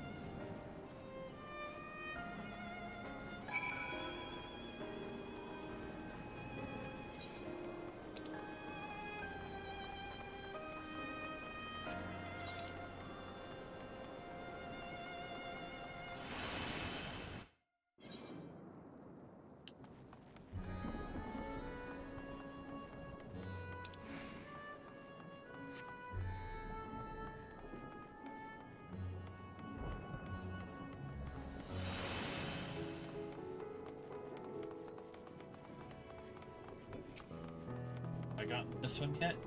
Let's find out. Alright. And Thancred says, "It's good to see you safe. Given the skies, it's all too easy to fear the worst. I am pleased to report that we've succeeded in quelling the threat here in the city. The beasts have all been felled, and the citizens are safe for now. I have also heard from the Radiant that an important proclamation will be made in the city square, though they said no more than that. Might you have any idea what this is about?" So Vritra is finally coming from behind the curtain, I suppose. We too should hear what he has to say.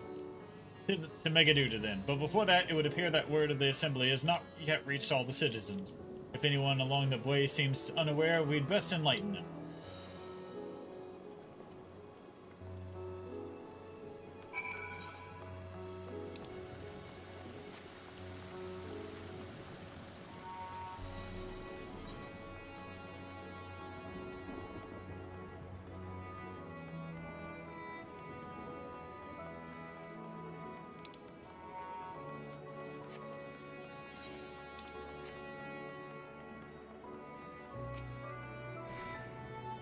Are the beasts all gone? I've been hiding and I'm too scared to go out and look. Oh, that's a relief. I thought one of those beasts was to eat me. I wonder where Vashan is. He's the slowest runner. I hope he got away. He could be with the other people from the palace. Maybe I'll see him in the square.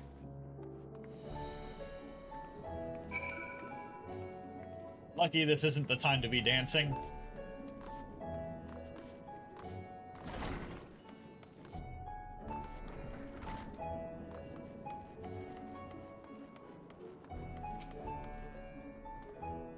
Leave me be, please. I swear to you, my flesh tastes absolutely horrible. Oh, gods, what are you doing? You scaring me like that. If it were not quiet, those beasts will find us. To the square, you say? That's where the satrap was killed. With my very eyes, I saw him crushed in that creature's maws. So many lives lost, such terrible carnage. And you say there's someone else who would lead Radzat-Han in his stead? But whoever they are, if they say anything to sully the memory of our beloved satrap, I'll make them regret it. Onward. Ooh, have I gotten this one? I have, alright.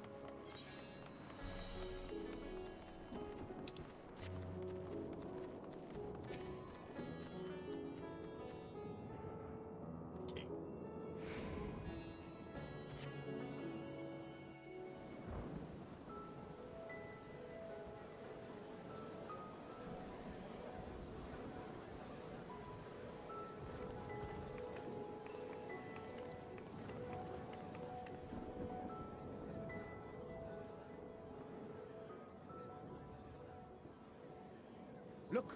Someone's coming!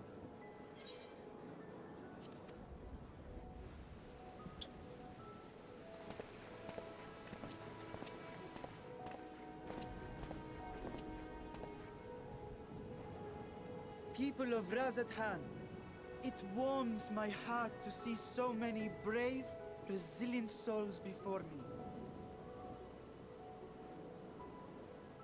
Today, I would share with you a great revelation. But before I do, I must make a humble request. Do not be alarmed, nor avert your eyes.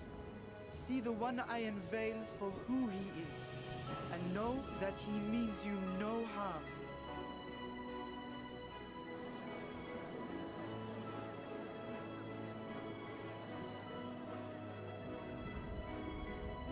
Very well.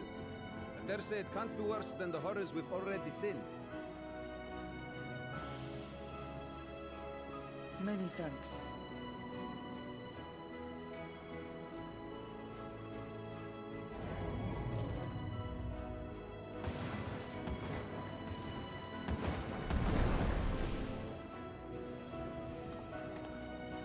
A dragon!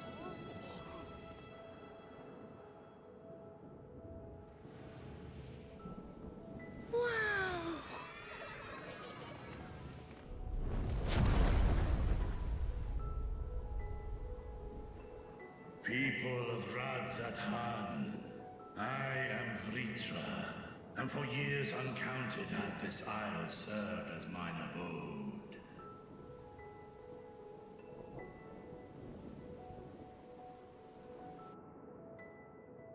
'Tis as the Satrap's ally I am known. Today, I would reveal the truth unto you.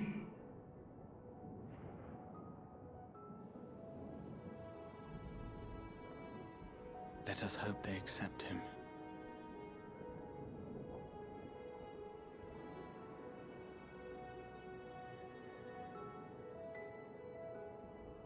I mean, he's been running the country all along. They damn well better.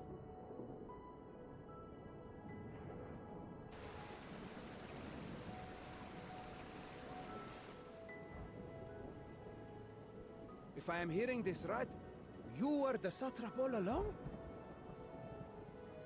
Vashan! I mean, Master Vitra, does your divine eye really see all? Nay, child. While mine eye hath borne witness to the whole of our nation's history, to its future I am blind as thee. Countrymen, calamity the likes of which we have never known is come to Favnir, our home. Friends and loved ones have been taken from us. I, too, have lost my closest confidant.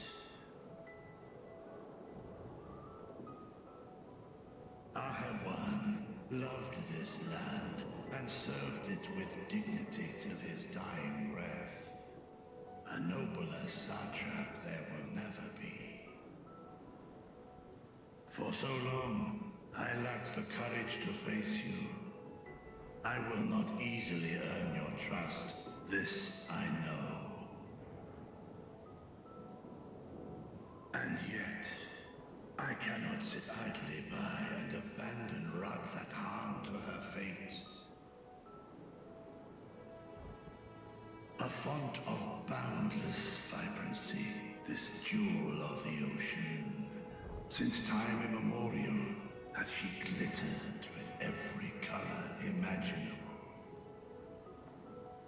To this dragon, slumbering in his dark lair, 'twas a mesmerizing sight, and one that brought no end of joy to my heart.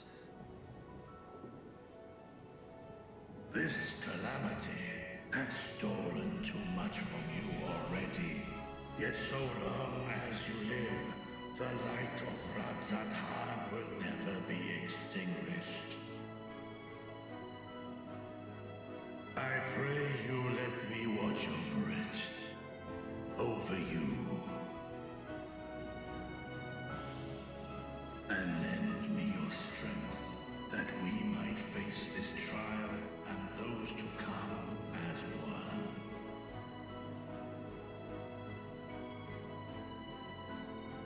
I do not know you, dragon, but I thank you for speaking the truth to us. As divinities, both Manusha and Riga once joined together, so too do I believe that hand in hand, we can overcome this ordeal and welcome an era of peace.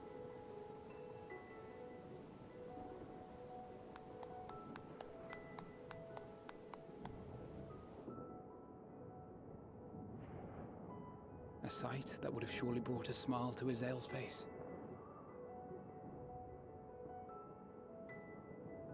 Indeed.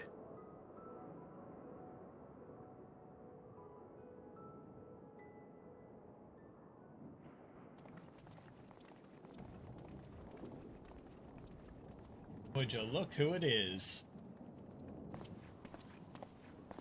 Excuse me, but I must speak with the satrap at once. Father!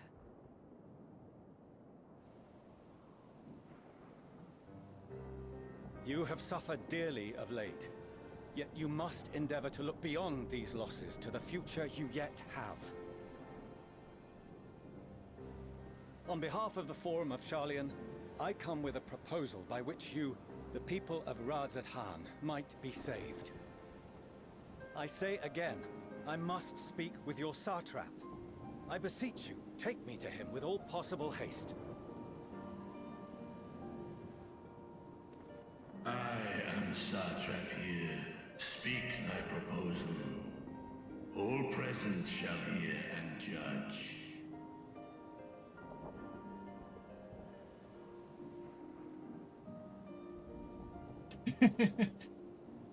Has he If I about have given craps offense, himself? then I apologize.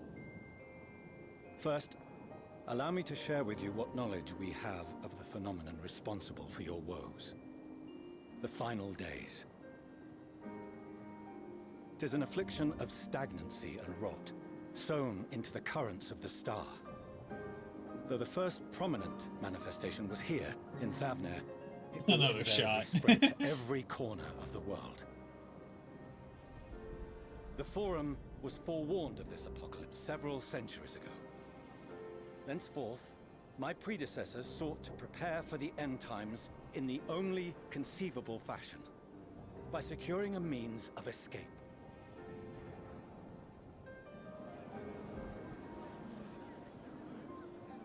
Escape the star? What madness is this? 'Tis by no means madness. With the coming of the 7th Umbral Calamity, the true nature of the Red Moon, Dalamud, was revealed. That it was an artificial construct of ancient Alag.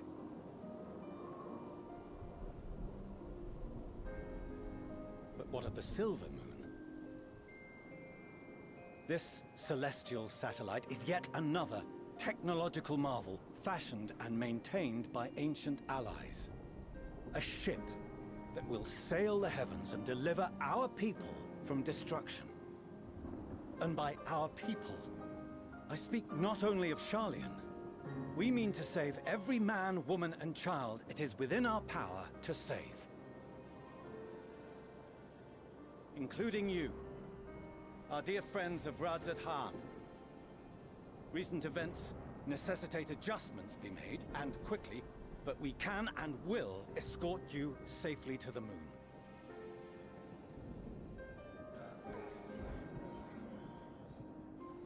Long has thy Forum been allies to Thavner.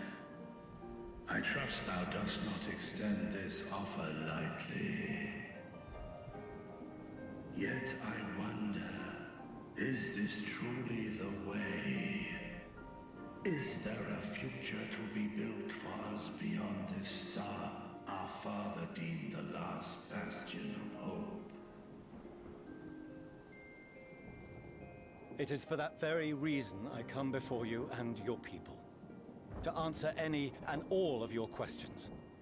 To offer my assurances and allay your fears. Though, if you wish the best for your people, I advise you to render your decision swiftly.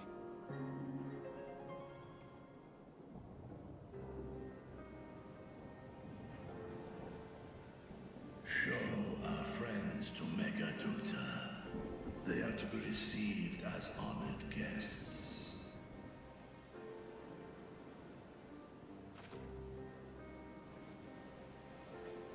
Worry not. Whatever decision is reached, your paths shall be yours to decide. Until then, heed the warning of these brave heroes. Guard your hearts against fear and despair, for it is within such fertile soil that the seeds of blasphemy find purchase. Remain calm and attend to your daily tasks. I shall return anon.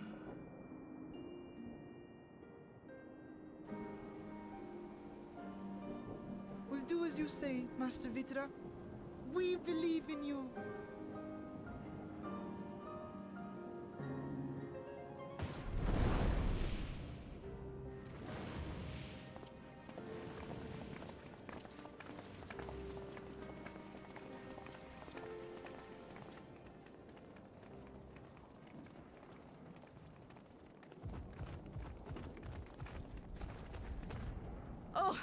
You're still here. What a relief. Nidana, what's the matter? Has something happened at Palaka's stand? Oh, no, not that I know of. I just hope to hear your thoughts on a theory of mine. All who undergo the transformation are drained of their ether, yes? What is it then that gives these beasts the strength to carry on as they do? Logically, they must be drawing upon an alternate form of vital energy. That put me in mind of our earlier conversation, when I tried to explain the essence which many confuse with ether. Akasha. Yes, I remember. The unseen gift bestowed from on high. An energy influenced solely by emotion. Yes, yes. In this instance, negative ones set Akasha into motion, thereby infusing the beasts with vitality. I posit this as the mechanism by which the beasts are born and sustained. Ah, do you still have that flower? Yes, I do. Why no, I don't. If we accept that it once shone bright by drawing upon Akasha, influenced by the thoughts of those nearby, then fear, terror, despair, negative emotions so powerful as to suffocate it, permeated the air in this place.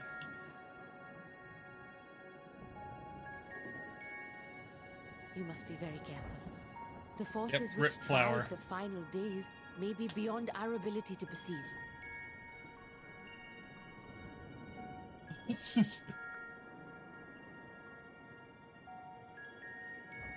Sorry, I didn't mean to chat scare for you flower. like that. At any rate, I will continue my research into Akasha. Do temper your expectations, however. There are sadly few detailed studies upon which I may draw.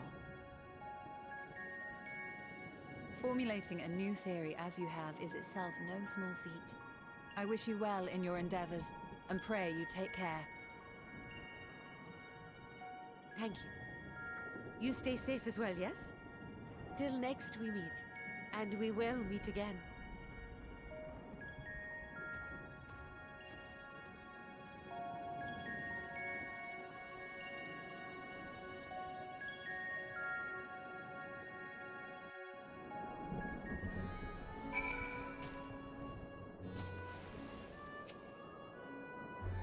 As far as we have come, after all the horrors we have seen, there is still so much we do not know about the final days. Could it be as Nadana said, the cause of this phenomenon is beyond our comprehension, and so we are powerless to foresaw it?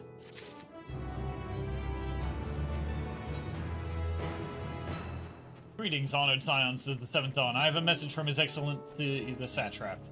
Brave scions, you have my gratitude for aiding my people in the most trying of times. Alas, matters here at Megaduda prevent me from meeting you all in person.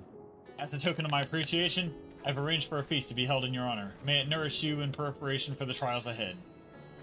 Such are the words of Master Vitra. The feast he speaks of awaits you at Murheed's Man.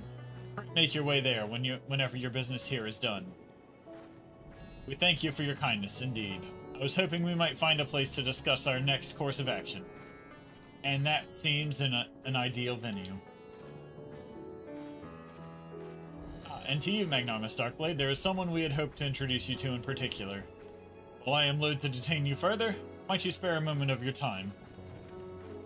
A personal invitation, knowing full well your services are in the highest demand right now. This must be important, worry not. We'll have some food for you. So take all the time you need.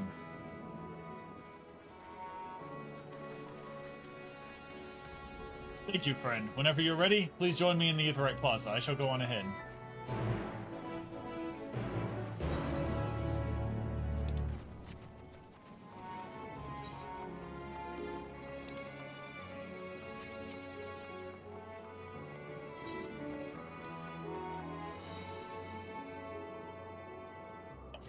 Closer, we'll go there.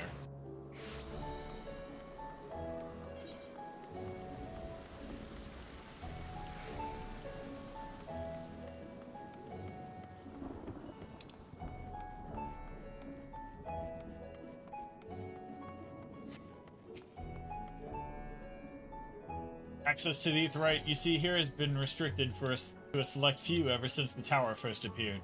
We sincerely apologize for the inconvenience, but it was deemed too dangerous to permit the free movement of visitors at a time of emergency, a risk we could not take.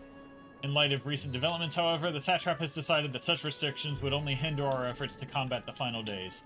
As such, I would encourage you to attune with the Aetheryte before proceeding along the corridor. I can finally attune to that shit. Let's go.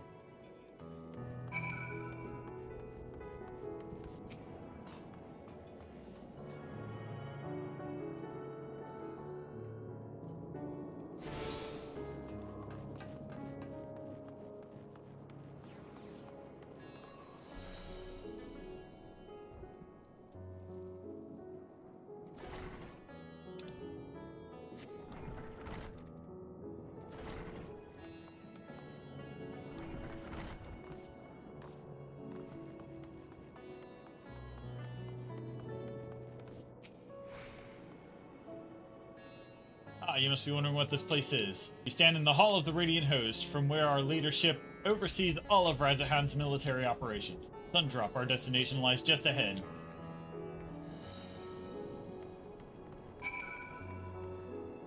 First...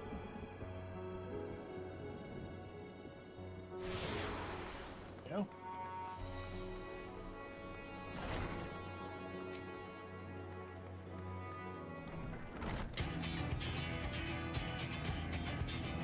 Welcome to Sundrop. Without further ado, allow me to introduce you to...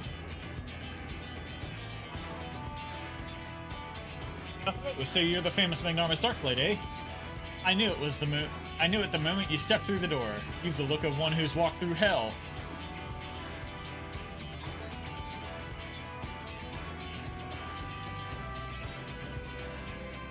Rebot, please.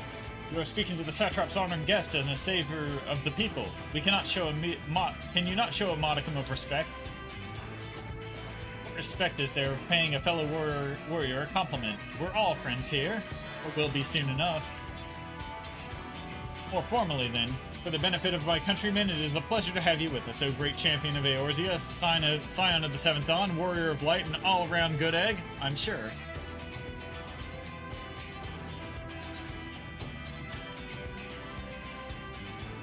This talk of eggs reminds me I'm late for dinner.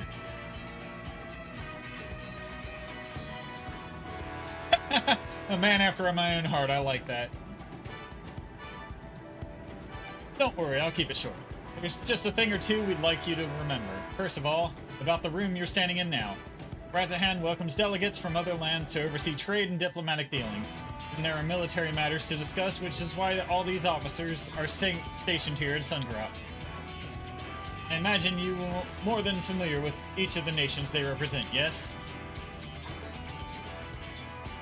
We got representatives of Doma,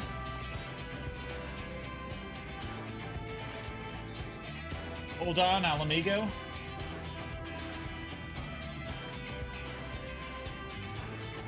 Limsa Laminza,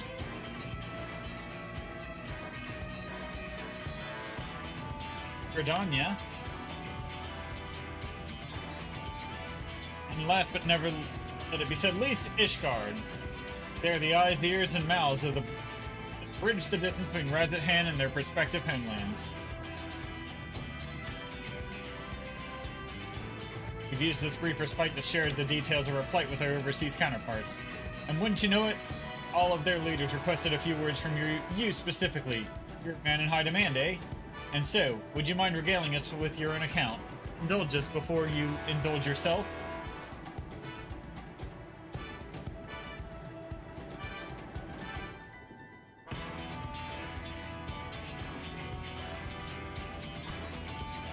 I thank you for the report. Conditions under which men are turned to beasts, the etheric anomalies you have observed, has given us much to consider. And concerning that the first transformation apparently occurred before the skies turned red, is contrary to what one would expect. Thankfully, the information you conveyed to Lucia upon your return from the moon has already proved invaluable. And as soon as reports of the calamity here in Thavnir reached the Grand Company of Eorzea and the Far Eastern Allies, our leaders knew at once that the final days were indeed upon us. They began taking steps to assist the extent of the phenomenon's spread. Another shot, guys. Our agents were able to confirm that, for the time being, the skies burn only over the bounty, including this island and the Corvos. Alas, that is of little comfort. Aye, all throughout the Allied lands, there have been reports of people transforming into hideous beasts.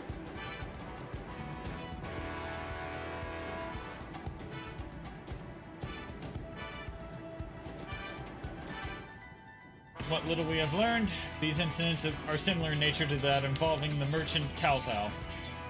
As was the case here, the victims underwent change prior to the heavens being set ablaze. And so, while the burning skies here have yet to manifest beyond the bounty, the transformations do not appear to be subject to any similar restriction. If anyone anywhere overcome by despair can turn, then nowhere is safe. That's about the size of it. Speaking of which, we ought to give these creatures a name. Don't you think? Here in Razahan, we've taken calling the first to change, which tend to be the biggest, blasphemies. Fitting name as any. To ensure clarity and further communications, we should urge our comrades to adopt this terminology. Our leaders have taken measures to deal with the threat to the best of our abilities.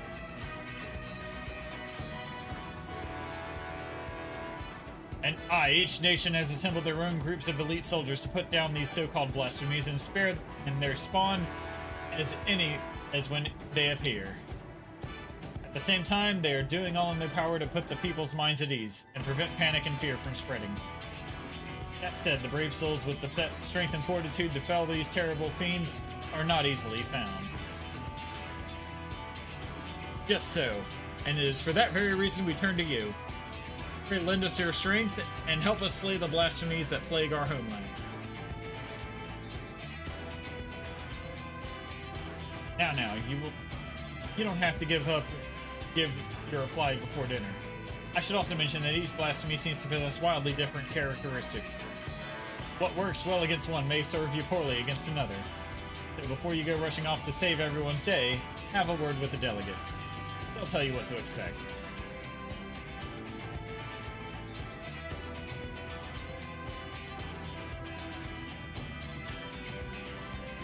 With that, I do believe our friend here has a feast to attend. Spare a thought for us while you're sucking into all that fine cuisine, eh?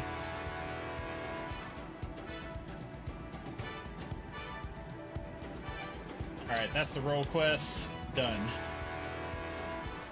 We've gotten the role quest symbol. Pray forgive Sirbot for her rudeness. She can be a bit boisterous at times, but it is simply her nature. Anyway, my apologies for keeping you from hard-earned rest. You will be rejoining your companions, yes? Do you know the way to Mayan? Yeah, I know. Glad to hear that you're becoming familiar with our fair city. You'll be pleased to hear that all drinks are on the house. So order whatever suits your fancy. And with that, I must return to my post. On behalf of all the Radiant host, I thank you and your friends more for lending your strength and courage to Radzat-Han in our time of need. We shall endeavor to fight the good fight to the end, that we might honor Ahawan's legacy and Master Vritra as well. Give my word that our effort will not be in vain. Can I go now? Yes, I can go now.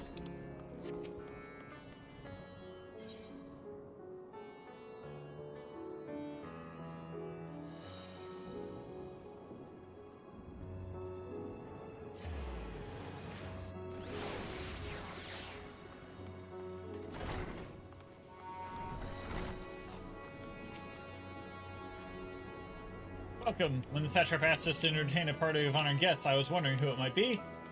This is a lovely surprise, to say the least. By the way, I heard all about Kalzal from your friend Grahatia. I understand there was nothing that could be done, but I was heartened to hear that he meant us no harm. I cannot thank you enough for dispatching the beast. As the smallest token of our thanks, your food and drink tonight are Murad's treat.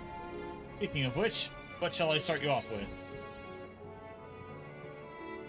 A glass of your finest local spirit. As you wish, pray join your friends, and I will bring you your drink.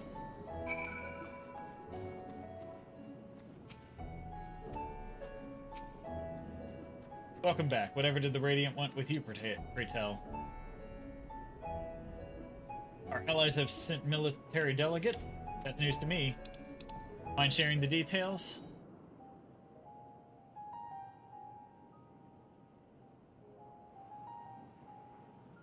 So blasphemies now plague all the realm. It will only get worse if what Father said is true, as it did in Amarot. If that's our model, then shouldn't we expect the effects to grow more severe as it feeds off its own spread? As if people transforming into those monstrosities wasn't bad enough. If the flora and fauna, if the land itself turned against us. No one would survive.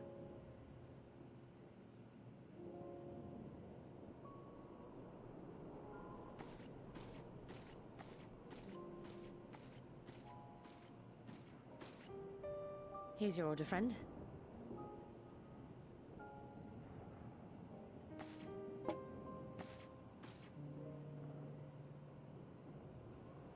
May you find comfort in these dark times.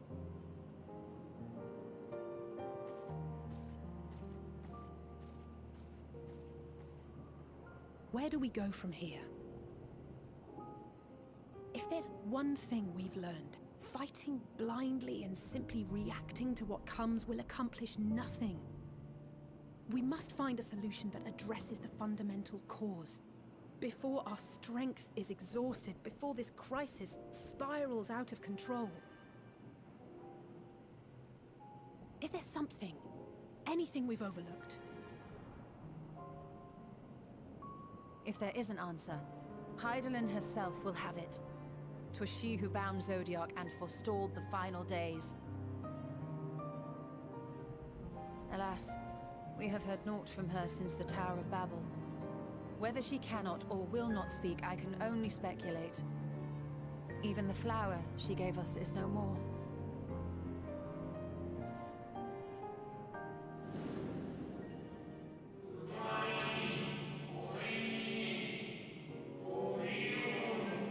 Our time we called it Elpis. You would do well to remember the name.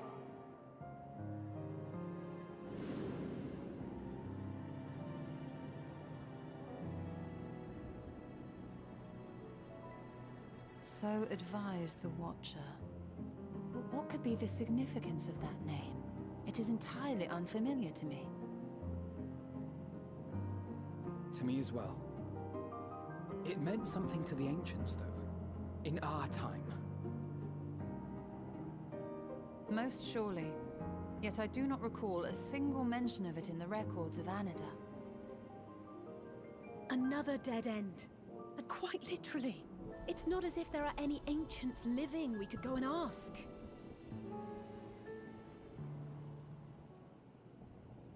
Not alive as such, but not quite dead.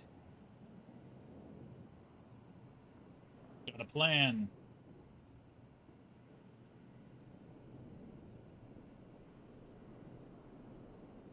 Elidibus. I sealed him in the White Horus site of the Crystal Tower back on the first. Contained within that reservoir of ether that maintains it, ether that is returned little by little to the sea. Naught may remain of his soul. However, if part of it lingers, we might be able to speak with him there. I know we can no longer make that journey, but you, my friend, still can.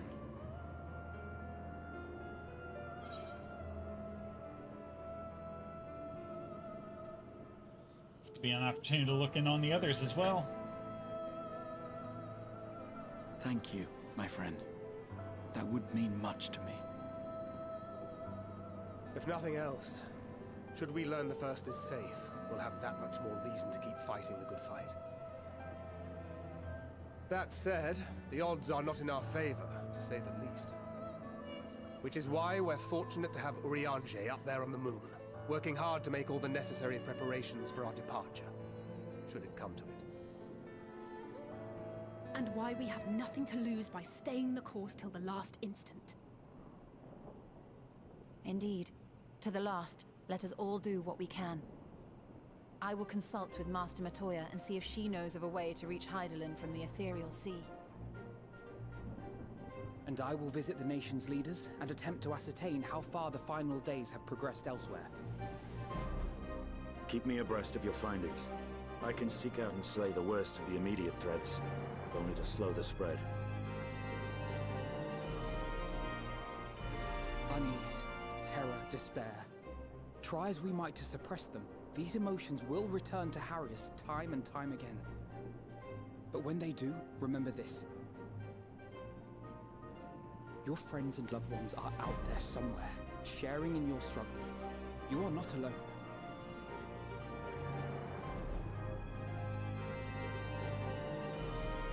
So ends the brief respite before the next revelation. Yes, so much left for you to see. Where beginning ends, and end begins.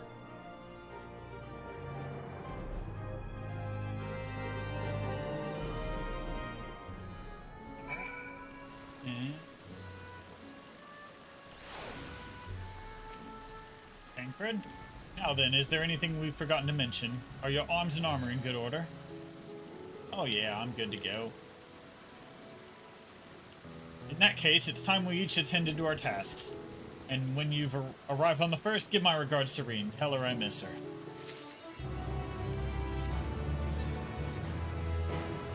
Take this, Magnarmus, is my spirit vessel.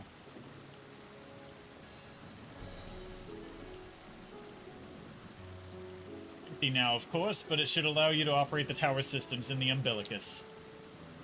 Even with the smallest fragment of Elidibus's essence remains, it should be possible to locate it. As for access to the Umbilicus, pray seek out Lena for assistance. Chances are she still stands watch at the Ascensor Gate. Should she or anyone else ask of me, tell them I am giving my life to the fullest. Living my life to the fullest, and that I am happy, hardships and all. Well, yeah, we had best be on our respective ways. God's willing, we will see each other again ere long.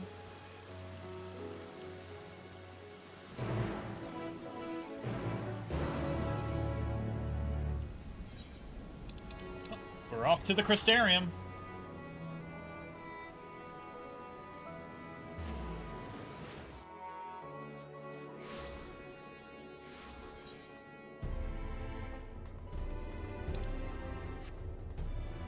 Wait. This will be quicker. I'll just click on this. Ethernet and tessellation.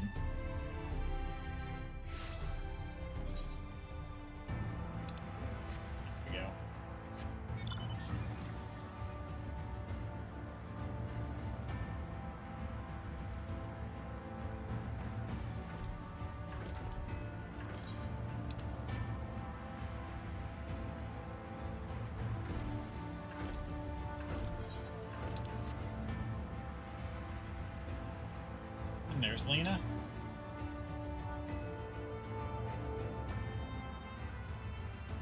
Probably could have flown too. Anyway.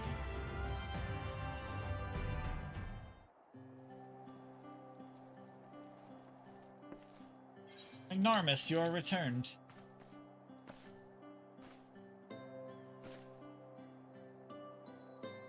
Have you been well? You and the others? We've no shortage of troubles, but we're well enough. And things are much the same for you as they were here. My lord is doubtless enjoying himself. Speaking of your lord, he asked you to give me the key. He said this to you, these exact words? Oh, to know he is happy, it fills my heart with joy. Thank you, Magnarmus, for taking care of him. When next you see him, please tell him not to overexert himself, futile a request though it is. And tell him that we all is well here. The peace you gifted us continues, and we work hard to build new lives for ourselves. In the course of this, we occasionally bicker, but we've never been more optimistic for the morrow. If I had to mention one dilemma, it would be that the question of our governance. Even as we speak, the debate rages on how we should run the city in the Exarch's absence. Most are of a mind that the Settlement Council should continue to oversee the general running of the Crystarium, while representatives are elected to determine policy and handle diplomacy. Thus far, nothing is set in stone, but however we choose to proceed, we will not replace our lord. No one could.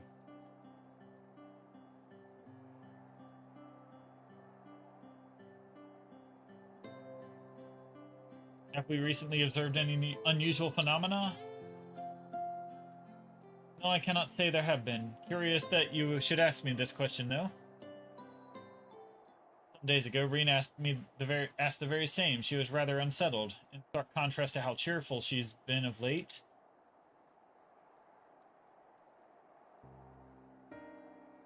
Reen has been dedicating herself to the restoration of the empty, you see.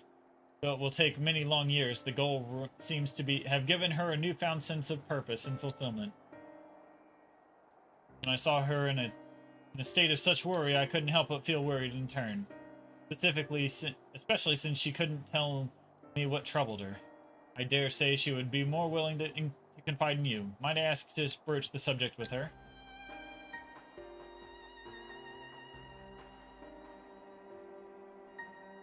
You wish to enter the umbilicus? Very well. I shall fetch a key at once, and take the opportunity to find Reen.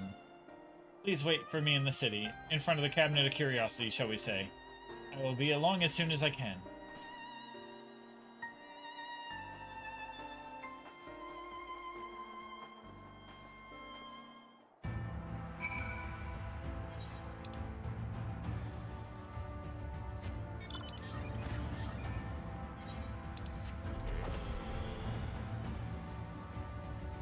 Hey Frank, why aren't you flying? Oh, you can't fly here? I thought you could.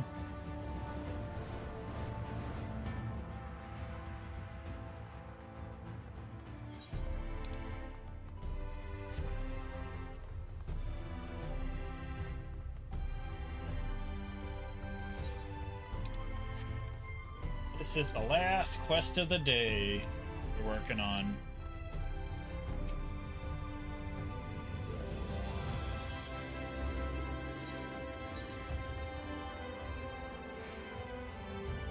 Cabinet of Curiosity. There we go.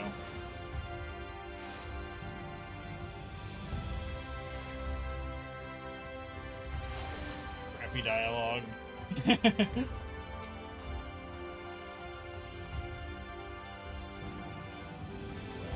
Yeah, alright. Following event cannot be skipped. Dialogue choices, the game.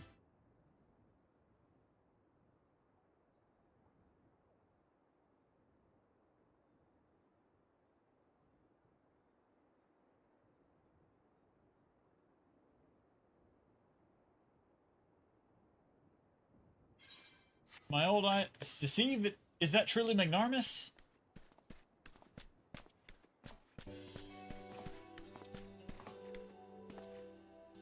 But it is. We're glad am I to see you at hale and whole, my friend. What a wonderful surprise it is to have you back with us, and at this most opportune time. In case you haven't heard, we're planning to produce a film chronicling the events from the Flood to the Knight's return. For this project, we intend to draw upon the records by the world's peoples. Historical and contemporary first-hand accounts will be the centerpiece of the tome, but yours would be the one to crown them all. I've been asked to contribute a chapter on the soul, a subject that is key to understanding much of your endeavors. In the course of developing the spirit vessel, I gained valuable insights into travel beyond the rift. Knowledge that will allow me to attest to your existence and deeds. There is no end to the questions I would ask you, but if you would indulge me of just one for now. In your quest to restore the night, you faced many a formidable foe. Among them, who offered you the greatest struggle?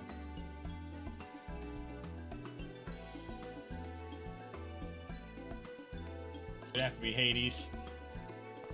Ah yes, Hades, he who sought to resurrect his ancient brethren. He was the final obstacle in your quest to restore the night. Your battle in the depths of the Tempest, the stuff of epics. compelling as it is, I worry that mere words wouldn't do justice to that fateful confrontation. Not that we would think to omit it entirely, of course. No, at the very least, we will impress upon readers that it was the climax of your hero's journey.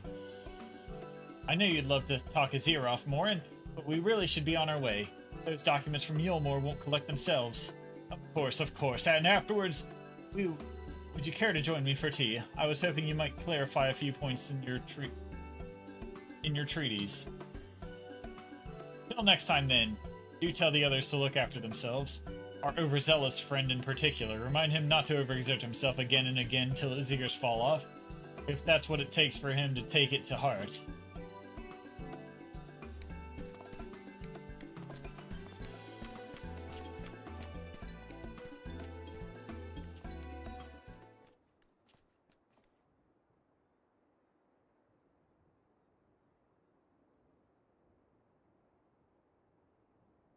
Is that the Warrior of Darkness?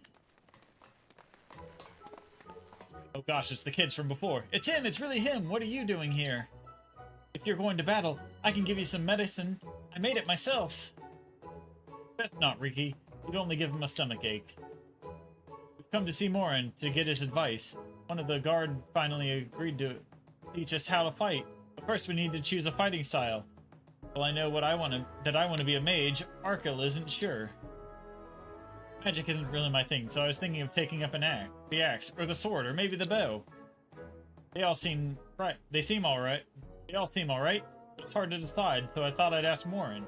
He knows a lot about things.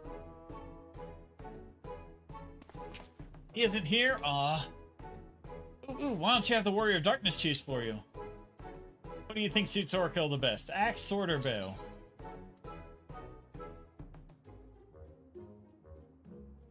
Go with the sword. The sword. If you took up the sword, you could be just like Brandon, the Warrior of Light. I love that tale. Let's borrow the book today. It's really popular, though. I hope it's still there. Thanks for helping me decide, Warrior of Darkness. I'll start with that style, and maybe try something else later on. And then when I get really strong, I hope to have a bout with you.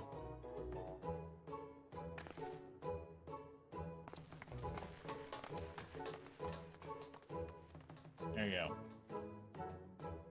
Next.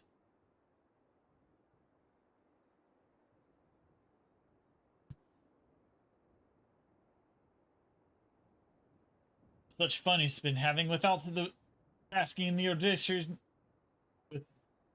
basking in the adoration of musty old bookworms and wide-eyed younglings. But does he have a spare thought for me? Of course not. I waited and waited and waited, but he won't so much as acknowledge the presence of his beautiful branch, even though they're right here. Such a heartless thing our sapling is. Cold and cruel and heartless!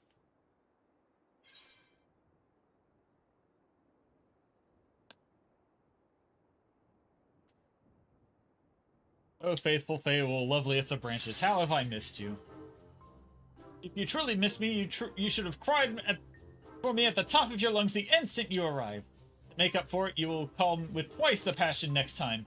Though for there to be a next time, you've some few struggles to overcome. My adorable sapling, the world is on the verge of destruction, is it? How do I know this? Joined as we are, spying on you is as simple as sliding down the back of a rainbow. Would that I could aid you in your quest, but the fate of we Fey folk is bound to that of the star. Whither it goes, so too do we follow. Such is our way. The most I could do for you is spare you the pain by gifting you the sweetest of eternal dreams. But if escapes are not to your liking, then you must struggle with your fellow mortals. Ah, but here are the ones you were waiting for. I wonder what manner of conclusion awaits at Tale's End.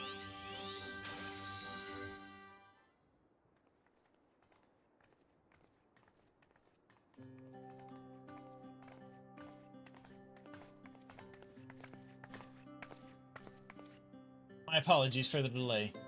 Magnarmus, it's so wonderful to see you again. You doubtless have much catching up to do, so I shall leave you to it. taken the liberty of unlocking the umbilicus, and you may enter at your leisure.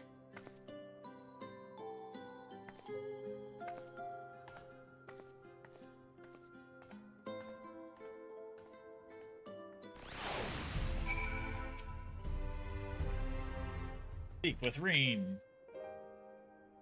I'm relieved to hear that everyone is well. I had this strange feeling like a pit in my stomach that I was afraid that something might have happened. Maybe I'm overthinking things, but it's just that I'm the Oracle of Light, but I've never spoken with Heidelin, never once heard her call. Even so, I've always had this feeling deep inside me, a connection to something immense. These past few days, though, that connection has wavered, as if that immense something was distant, then close, then distant again. And then the other night, I was jolted awake by the feeling it had been completely severed. Wanting some fresh air, I went to open the window, and to my horror, the sky was ablaze, like during the star shower. But then I blinked and everything was normal. The next day, no one said a thing, and no one had seen what I had seen. As far as I could tell, nothing was out of the ordinary. I began to wonder if it was a figment of my half-remembered dream.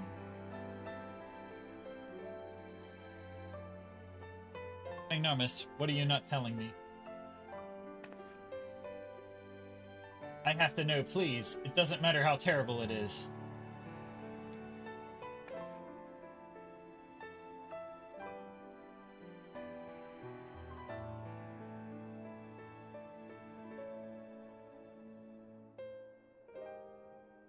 So the blasphemies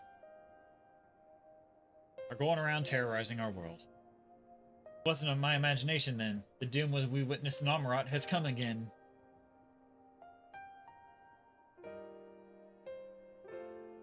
I can't believe it.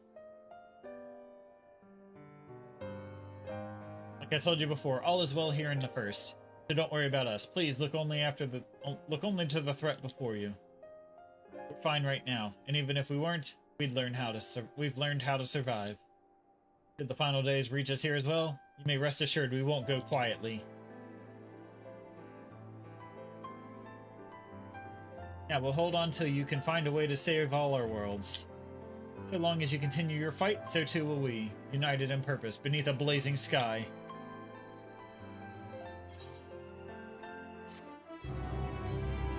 And there we go. We have reached our goal for the day.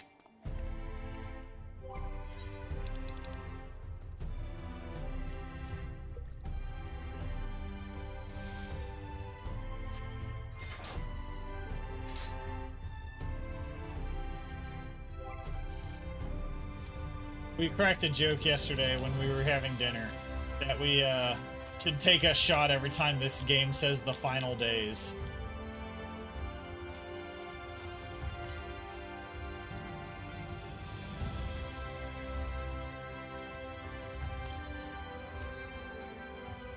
Alright. Well, we're at a good stopping spot.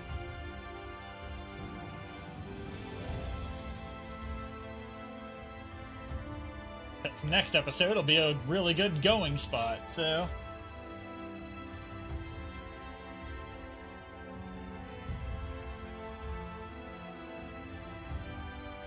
We're gonna go get some food, and then we're gonna come back and finish our motorcycle course that we were working on. We got about like 2 more hours of content left, I think, on that.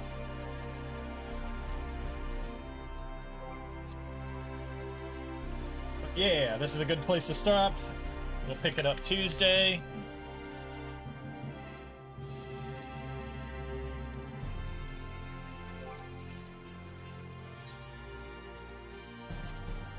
And we'll continue the plot on Tuesday.